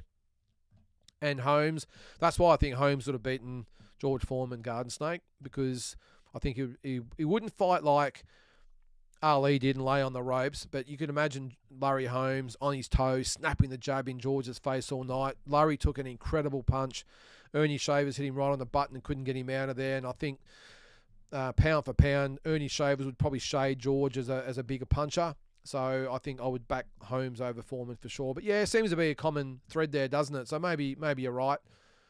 But would a special boxer would beat George Foreman, not just any boxer who was a Timu version of Ali or Holmes would beat George, but those real greats would for sure. All right, Logan, Usyk should fight Zhang in China to prove he's a true champ. That will be a gladiator-style fight. Well, I think Usyk's proven he's a true champ there, Logan. And Zhang, yeah, look, I know he's coming off the win over Wilder. Before that, he lost to Parker. So I don't think he has to fight him in China to prove he's a true champ. I mean, he's been fighting all different fighters all over the world, hasn't he? So, yeah, I don't think so. I think we all know he's a true champion. And the fact that he's beaten, all the big names of his era, I just don't think Usyk could do any more, to be honest. Bill says, and Inoue happens Australia's best have a huge welcome crowd because no one really thinks he has a chance. I'll fly to any airport he comes home to. They used to do that back in the day, Bill. Can you believe that back in the day they had ticker tape parades? And you've got to remember again, no internet, no nothing like that. When Johnny Famechon and Lionel Rose and all the Jimmy Carruthers and all those guys won world titles, they had ticker tape parades through the streets of Melbourne or Sydney, whatever it was back then. But I know especially Melbourne, 50 to 100,000 people turning out to give these guys a welcome home. What happened to boxing in this country? It's a great question, isn't it?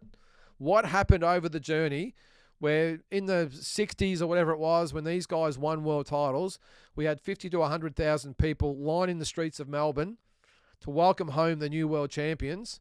And these days, you might get 20 or 30 family and friends that turn up to the airport. It's just crazy. In this day and age of so much input or information that we get through the internet, and back then all they had was a newspaper. Amazing. All right, Johnny Ringo. Love the name there, Johnny. The look on Johnny Lewis's face when the ref stopped it, said it all. That was a Jeff Harding fight. Just amazing, Johnny. It's amazing to think it was 35 years ago. Greatest performance by an American. I'm assuming you meant an Australian there, Peter, but if that's talking about Jeff Harding, yep. Yeah, I'm not going to argue with it. As I said, I had Jeff Horn over Pacquiao, but still, I wouldn't argue at all for those that said that was the greatest performance by an Aussie. Garden Snake, did you get to check out Floyd Schofield? Yep, we've spoken about him, Garden Snake. Or people call him Kid Austin. I've been caught by the Kid Austin thing because I didn't know what he was talking about. I'm looking up Kid Austin on BoxRec. There are some Kid Austins on there, by the way. There's about a dozen of them, but none of them were current day fighters. So I didn't know that was his nickname. So apologies about that. Yeah, he had what's it say? I thought he had some major cause for concern against a mid-level guy. Well, it wasn't a great performance, Garden Snake, which is why you've got to withhold judgment over these prospects coming up until they get a good win under the belt. Shadow Boxer, Jeff Harding, absolute legend, never mentioned enough. 100% agree there, Shadow Boxer, an absolute legend. And as I said, not just winning the first Andries fight, but then coming back and beating Andries a third time. Now, I'll just quickly have a look at his record. Because he fought the likes of Mike McCallum. I know he didn't beat Mike McCallum. Jeff Andries. What are you doing, Lyndon? I've just typed in Jeff Andries. Oh, jeez. All right, Jeff Harding. That makes more sense. The Hitman.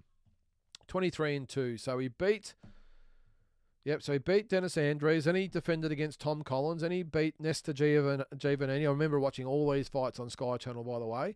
Lost to Dennis Andries, came back and beat Stacey McSwain, David Vetter, Bobby Jennings, then beat Dennis Andries in the rematch, fought Christopher Tiozzo, who was a good fighter back in the day. When he fought him, he was 30-1.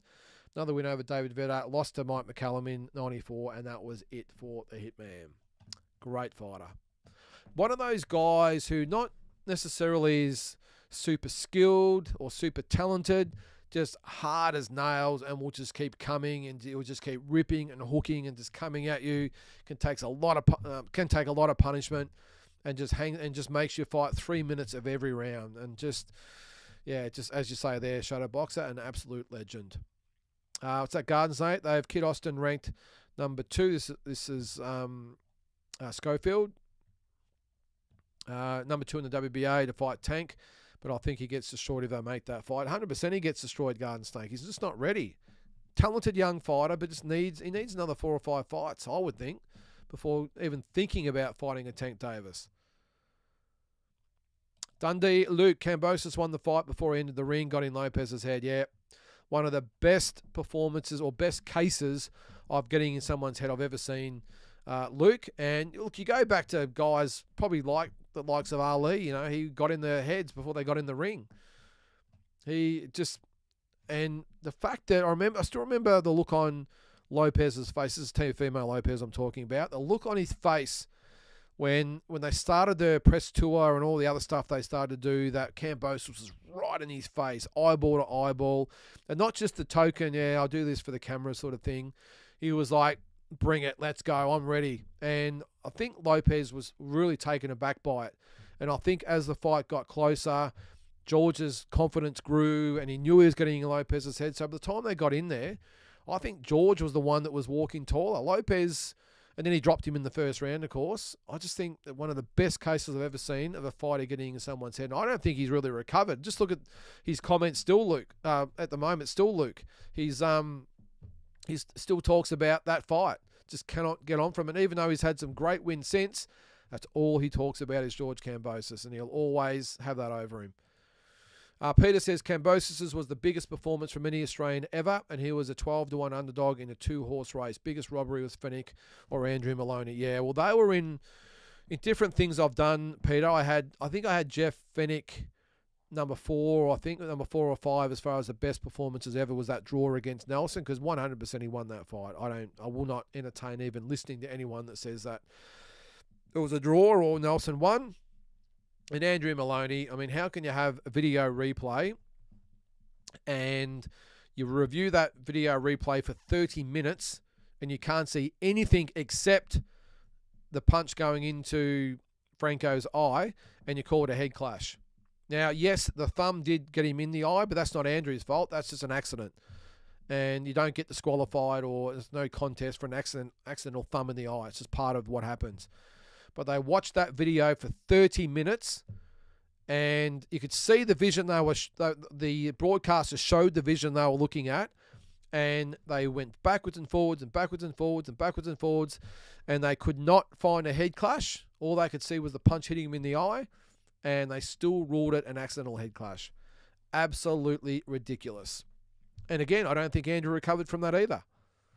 Not to say he would have beaten Nakatani, I accept that, but I just don't think Andrew psychologically recovered from that as well. So it's amazing what something like that, even though Fenech and Andrew Maloney, neither one of them actually lost the fight, neither one of them was the same after that, 100%. And Peter, I didn't know George was a 12-1 underdog. I thought that Jeff Horn might have been a little bit longer than that against Pacquiao, but I had Kambosos over Lopez as number 2. But yeah, as I said, Horn over Pacquiao for me was number 1. Garden Snake, come on, mate. Team Jake Paul, come on. Using 14-ounce gloves, yes, they are. That's why I question the validity of the fight. 14-ounce gloves, I don't know. Andy says Paro deserves a homecoming fight. Hope it happens ASAP if he can beat Richardson Hitchens. We'll see. Yeah, look, it's probably just coming down to money, I would think, Andy. Obviously, there's a reason why they're having it in Puerto Rico. There's got to be some glitch or something why they can't do it here, whether it's sites, whether they can't get government funding, who knows. Maybe they can't get around the TV. I don't know the story, but there's got to be a reason why it's in Puerto Rico. All right, Peter. Jake says he's going to be the cruiserweight champion of the world. What a peanut. Imagine what Opatai would do to him. I watched Jake sparring and his footwork. He is shocking, Peter. The fact that he lost to Tyson Fury. Not Tyson Fury. What's his name? Tommy Fury. The fact that he lost to Tommy Fury, who openly admits he's just a part-time fighter mixed in with a reality TV star. I mean, he couldn't beat him. The only legitimate fighter he's ever fought, and couldn't beat Tommy Fury. Oh, my God. Jai, it'd be absolute target break. I'd actually like to see it, if I'm being honest, Peter. I think it would be 2 or 3 rounds of absolute just anarchy for Jake Paul. He would just be blown out of there. Jake probably juiced to the gills, says Andy. Jai murks him if they ever fight. Jake missed his chance versus Makabu. Yeah, he did have a chance to fight him, didn't he? Nah, look, would Jai take the fight? I suppose he would if the money was right, but geez. He'd have to be just pissing himself laughing, wouldn't he? Just the thought of that fight. The only thing I like about Jake Paul is how he rolls up. Dana White says Shutterboxer. Well, that's one thing he's good at. And look, I will give the guy credit. This is a kid who came from nowhere and created he took advantage of the YouTube sensational generation, whatever it is, and got his YouTube going with his brother. And it was actually Logan Paul that was the one that started it all. He was the main sort of name between the two, and then all of a sudden Jake Paul's gone right past him. And it's a credit to him of how hard he's worked on his image and this sort of stuff, and the fact he's probably worth tens of millions or hundreds of millions of dollars, I don't know, from a kid who just started a YouTube page. That I will not take away from him, but just don't take the piss out of the sport that we love. That's why I don't like him. What's that, Andy? WBA not being on BoxRec is the WBA's fault. Okay, they went with Turkey and stole BoxRec stuff. That site Turkey bought had super middleweight undisputed champion Canelo ranked 30-something at one stage. Okay, I wasn't aware of that, Andy, but okay, that does make sense. What's that, Shadowboxer? Rose thought the Beatles were in town when he came home after beating Fighting Harada. Well, that's what I'm saying, Shadowboxer. To think that back then we had ticker tape parades and now we're lucky to get 20 or 30 people to the airport. It's crazy. Victoria was the home of boxing and along came the Victorian Labor Party. Yeah, Peter, spoken like a true Victorian like myself, mate. What was the latest thing they've done? The container deposit scheme now they bought in. Now, if you're a beer drinker, I'm in the industry, obviously, so I know all about it. But now it looks like slabs are going to go up another $2 on top of CPI and inflation and everything else, because the Victorian government aren't making enough out of the container deposit scheme. So now they're going to up it even more, so that you'll be paying up to $2 a slab more than what you're currently paying, and just in time for the CPI that should be coming around pretty soon as well, and everything else. So if you're a Victorian, look out for that. To think that you're paying over $60 for a slab of domestic beer these days, I just cannot get my head around it. And that's why we import a lot of stuff over from, or we buy from importers that bring it in, when you can buy slabs of like Corona and Heineken and Peroni and all that, Beck's, all that sort of stuff. You can buy cheaper here in Victoria. It's probably all over Australia, but you can buy a slab of Corona or Heineken, whatever it might be, imported from overseas, not made here. You can buy a slab of that cheaper than you can buy a slab of VB in Victoria. That is what's wrong with this state / this country. And for everyone out there that votes Labor, you're to blame. So I hope you're happy. Anyway, I'm going to get off my soapbox. Garden Snake says, if Canelo beats Better Beef, would he be the best Mexican fighter of all time? Geez, it'd be close, Garden Snake. He would really be close. Chavez will almost probably be the most popular Mexican fighter ever. But look at resumes. I mean, Chavez had so many great wins as well. But I think if Canelo could beat Better Beef, Garden Snake coming off the Bivol fight, I think you'd have to go close. I think it would probably bring him to a par with Chavez. I'm not going to say he would go past him, but I think it would bring him to a par. There's Batman in the chat. How are you there, mate? Canelo would be undeniably the GOAT, says Andy. Okay. Is in many eyes already outside of Cesar Chavez or Manuel Marquez. I've said for a while, Canelo versus light heavyweight undisputed champ is the last biggest legacy move for Canelo. I would do it, Andy. I don't think at this stage of his career he's going to upset his legacy one bit.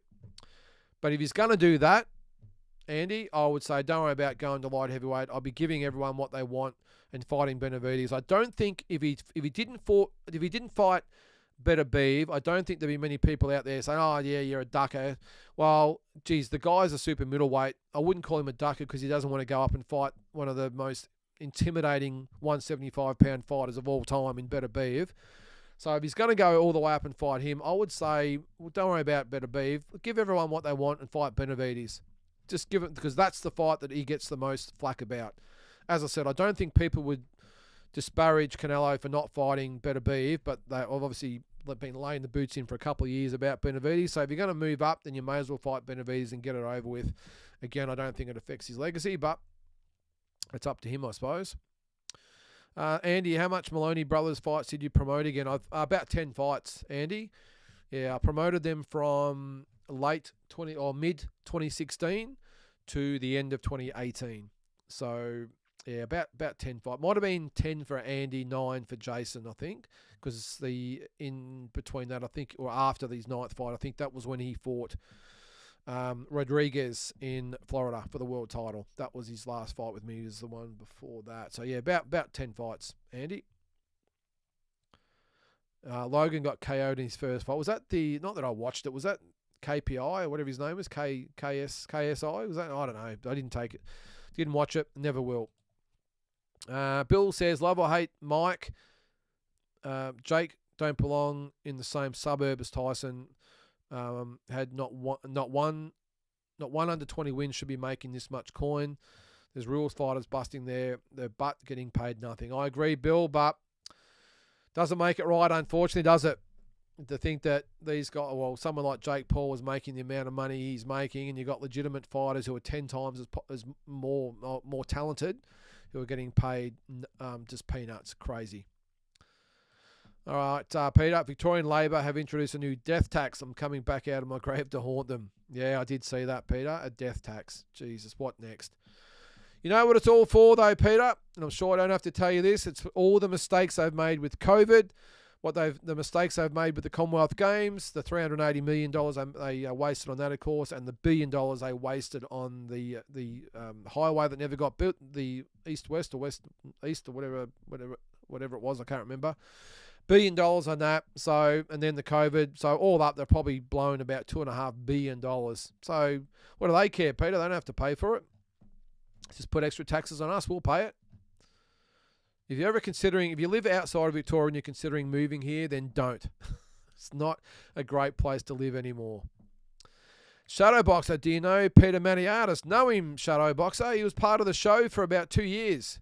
He used to be on every week when we do our classic fights and dream fights and the deep dive show. So he was on 3 shows a week. He helped build the channel Shadowboxer. Now, before you ask, you're probably going to ask, well, what happened and why is it just me on here now? It's just hard getting everyone together, Shadowboxer, which is why I've just gone solo.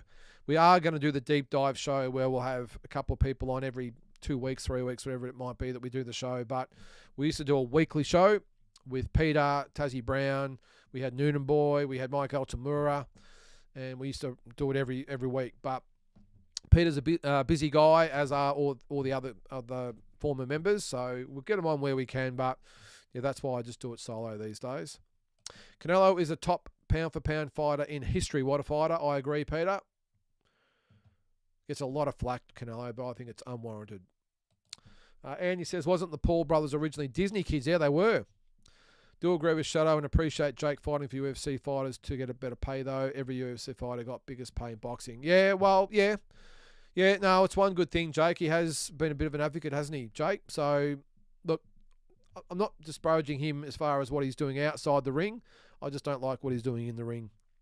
It'd be one thing if he said, hey, look, I'm a YouTuber having a crack at boxing. I'm not taking myself too seriously. I'm just having a go and trying to make money. Well, you'd probably treat him differently. I don't like him because he gets up and says that, and maybe that's what he's after, the attention and the reaction, all that sort of stuff. But when he gets up and talks about how great he is in the ring, I just can't stomach it.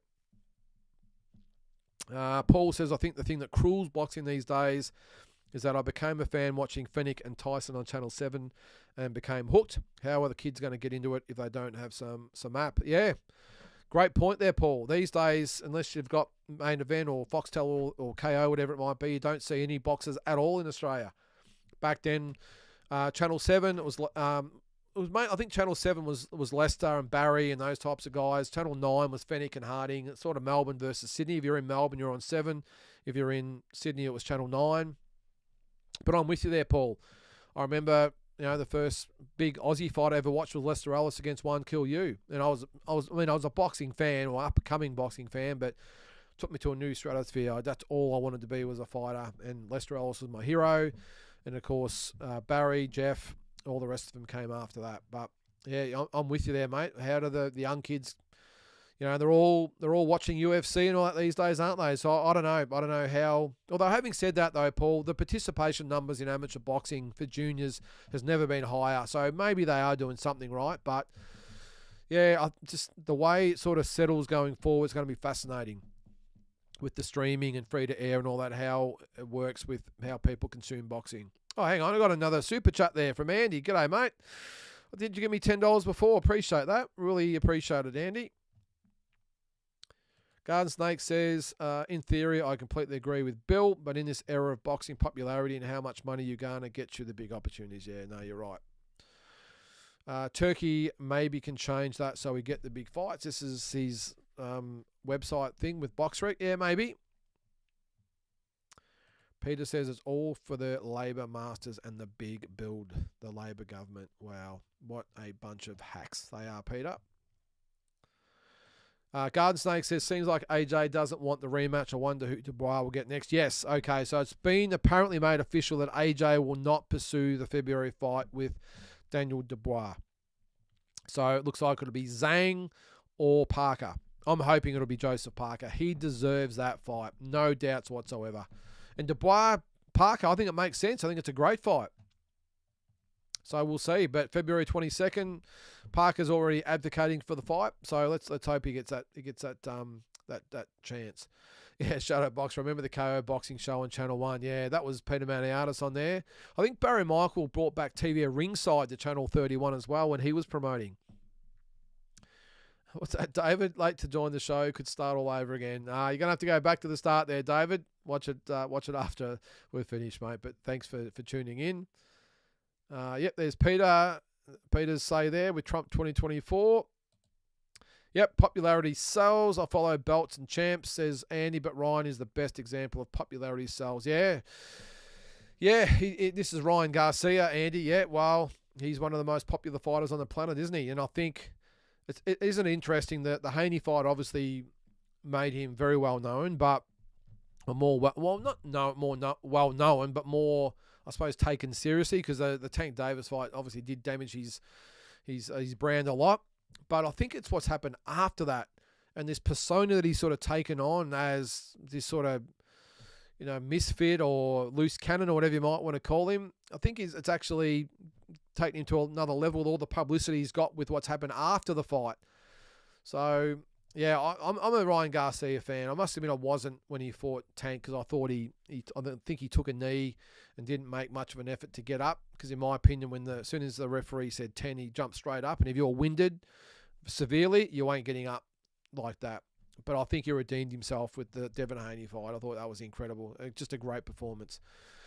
Bill says Peter and Grant's quiz was the best. Yeah, we used to do a quiz every week. I think I had to can that in the end, Bill, because neither one of them could accept losing.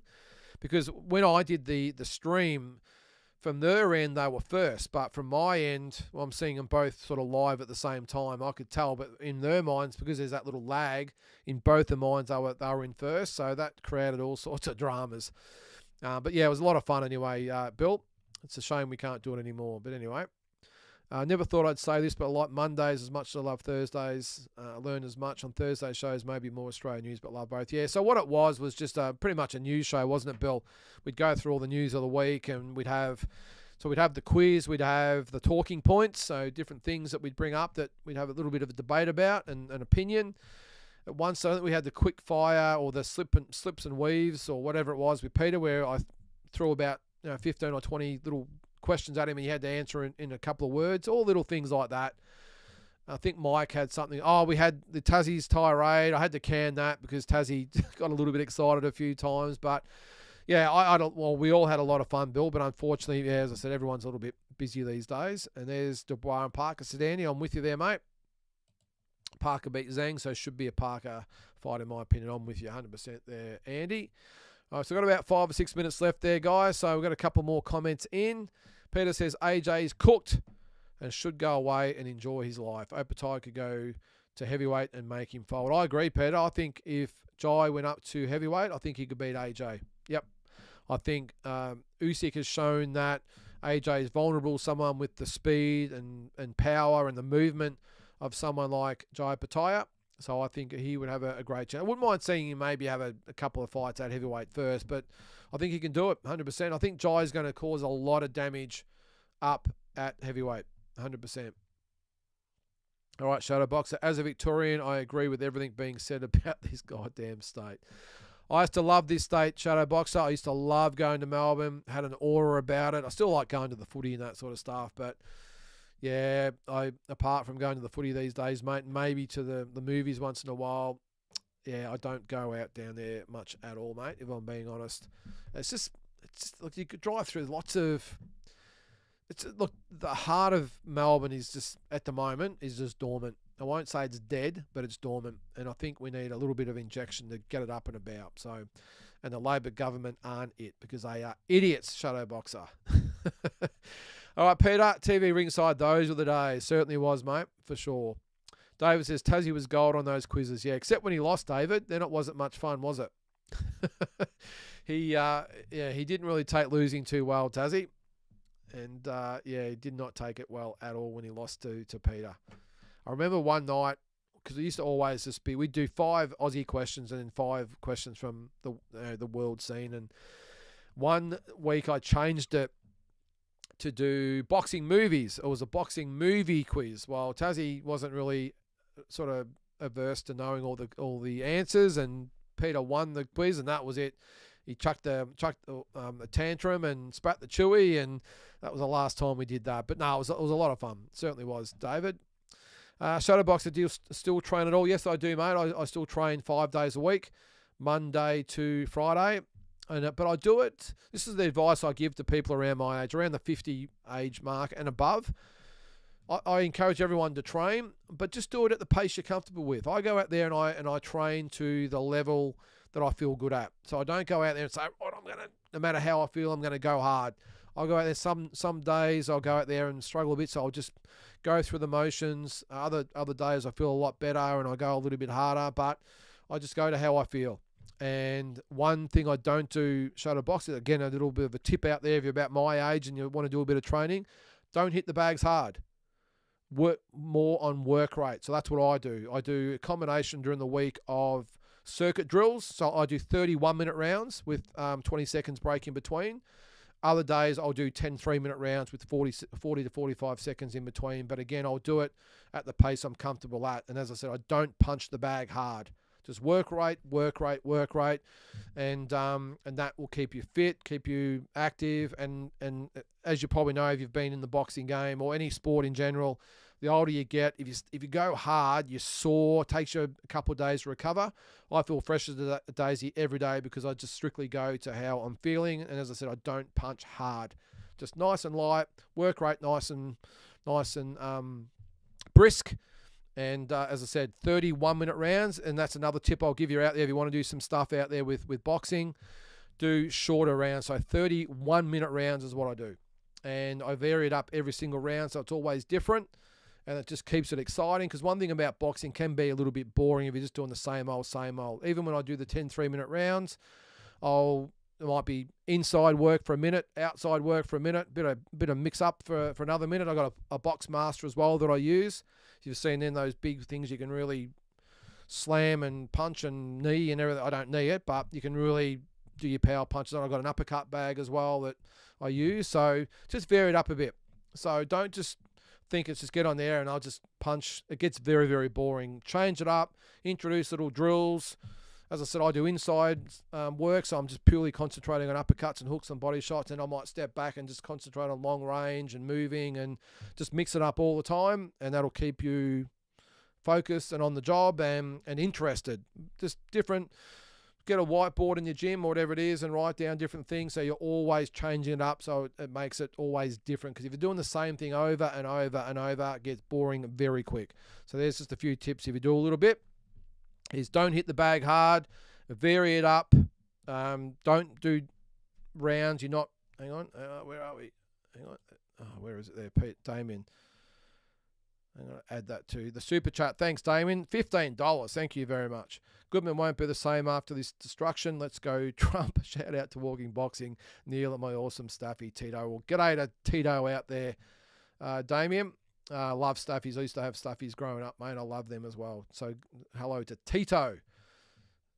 So I'll move on anyway, but that's my philosophy there, guys. If you do a little bit of boxing training, mix it up and just go to how you're feeling. Don't push past where you're comfortable. If you're not feeling it, if you're a little bit sore, if you're not really up to it, still train. That's the other thing I'll encourage you to do. Even if you don't feel like training, don't go, I'll do it tomorrow, because you'll feel worse. Do it anyway. But hey, if it's a snail's walk or snail's crawl through the whole thing and you just get through it, I guarantee at the end of it you'll feel a heap better. But don't just train because you might feel a little bit tired or a little bit sore. Do it anyway, but just go to wherever you feel comfortable going to. All right, a couple more comments before we finish. Guard Snake says Fury versus Usyk rematch. Dubois, Parker, Piccoli versus Zhang, Cabial versus Wardy. Yeah, be a good fight. Or Akoli would be easy matchmaking. Yeah, well, I wouldn't be surprised if all of those fights take place down the track. Garden Snake. Peter gets it in one. Victoria equals shithole. Couldn't agree more, Peter. And I love this state. I've grown up here, but I agree with you at the moment, mate.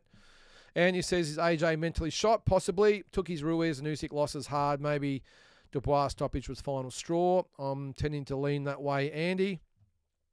He should exit on a W just to save a bit of face. AJ has contributed heaps to boxing. He certainly has, Andy. He's done a great job and carried heavyweight boxing on his shoulders for a long time. What's that? David says Tassie was shattered when he got rolled. Champion bloke though, yeah. Mostly heavy bag work. It all is, mate. It's all heavy bag work, but as I said, I vary it up with the uppercut bag and the heavy bag and the box master. And just mix it up and keep it interesting. Be inventive about it. Don't just do the standard, I'll just hit the bag for whatever. Have a bit of fun with it. And I do days, I alternate. One day I'll do the circuit, so the 31-minute rounds. The next day I'll do the 10 threes, and I just alternate each day. Even do things like with your playlist. Have a bit of fun with your playlist and integrate it in with your workout. It's just again, have fun with it, and it'll keep it interesting and keep you motivated. All right, Glenn, 59. I train 6 days a week. Wow. Got to be careful not to overdo it. And as you get older, you need to do weights. Yeah, I've been told that, Glenn. You need to do weights. Yeah. We have got weights in our gym. My son's right into the weights, and he's got a personal trainer's degree now. So maybe I'll get him to do me a program. It's really hard to keep toned as you get older, isn't it? And keeping off the fat. But I might get him to do that, mate, for sure. Thanks, Peter. You have a good week too. We're almost finished here. What's that, Tara? For your information, it's easy trading. He's not so easy. He's not punching the bag hard. He's no pity pat either. Yeah, well, for me, just my rate anyway is from what I think is just easy training. But Shadow Boxer says appreciate the tips. Never thought of 30 1-minute round. Yeah, I guarantee you, Shadow Boxer. I think you'll have a bit of fun with it. And just make sure every round. What I do sometimes I do a couple of different circuits, but one might be there might be 6 different ones that I do 5 times. Okay, so if you're looking at it in rounds, you're doing sort of 2 rounds of each. So what I might do is a 1 minute of shadow boxing, but not really brisk shadow boxing in the ring. Then I'll jump out and do might be punching and do a bit of running back and forth. And the next one might be the uppercut bag, then it's the box master, something else, and you go around it 5 times. Another one might just be on the bags where it's just inside, outside, whatever. So mix it up and have a bit of fun. All right, Andy. Maybe I need to implement that on my YouTube page, Shadow Boxer, some training programs, some training tips. All right, I better get off my ass, says Andy, and replace my boxing bag. I'm a bit bloody buggered after work, though. Need to give up tools and find a cushy office job. Body's falling apart. Yeah. I'll look, mate. It's easy for me because I'm at a computer, or on the phone, or on the road. You put a tool in my hand, Andy, I'd last about 5 minutes, and I'll admit that.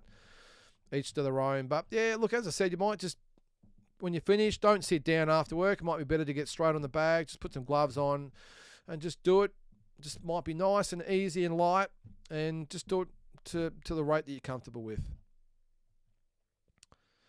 All right, I think we're about... All right, so Peter, Melbourne Cup's tomorrow. Yep, so number 15. I don't know anything about the field, Peter, but yep, number 15. If Peter said it, go for it.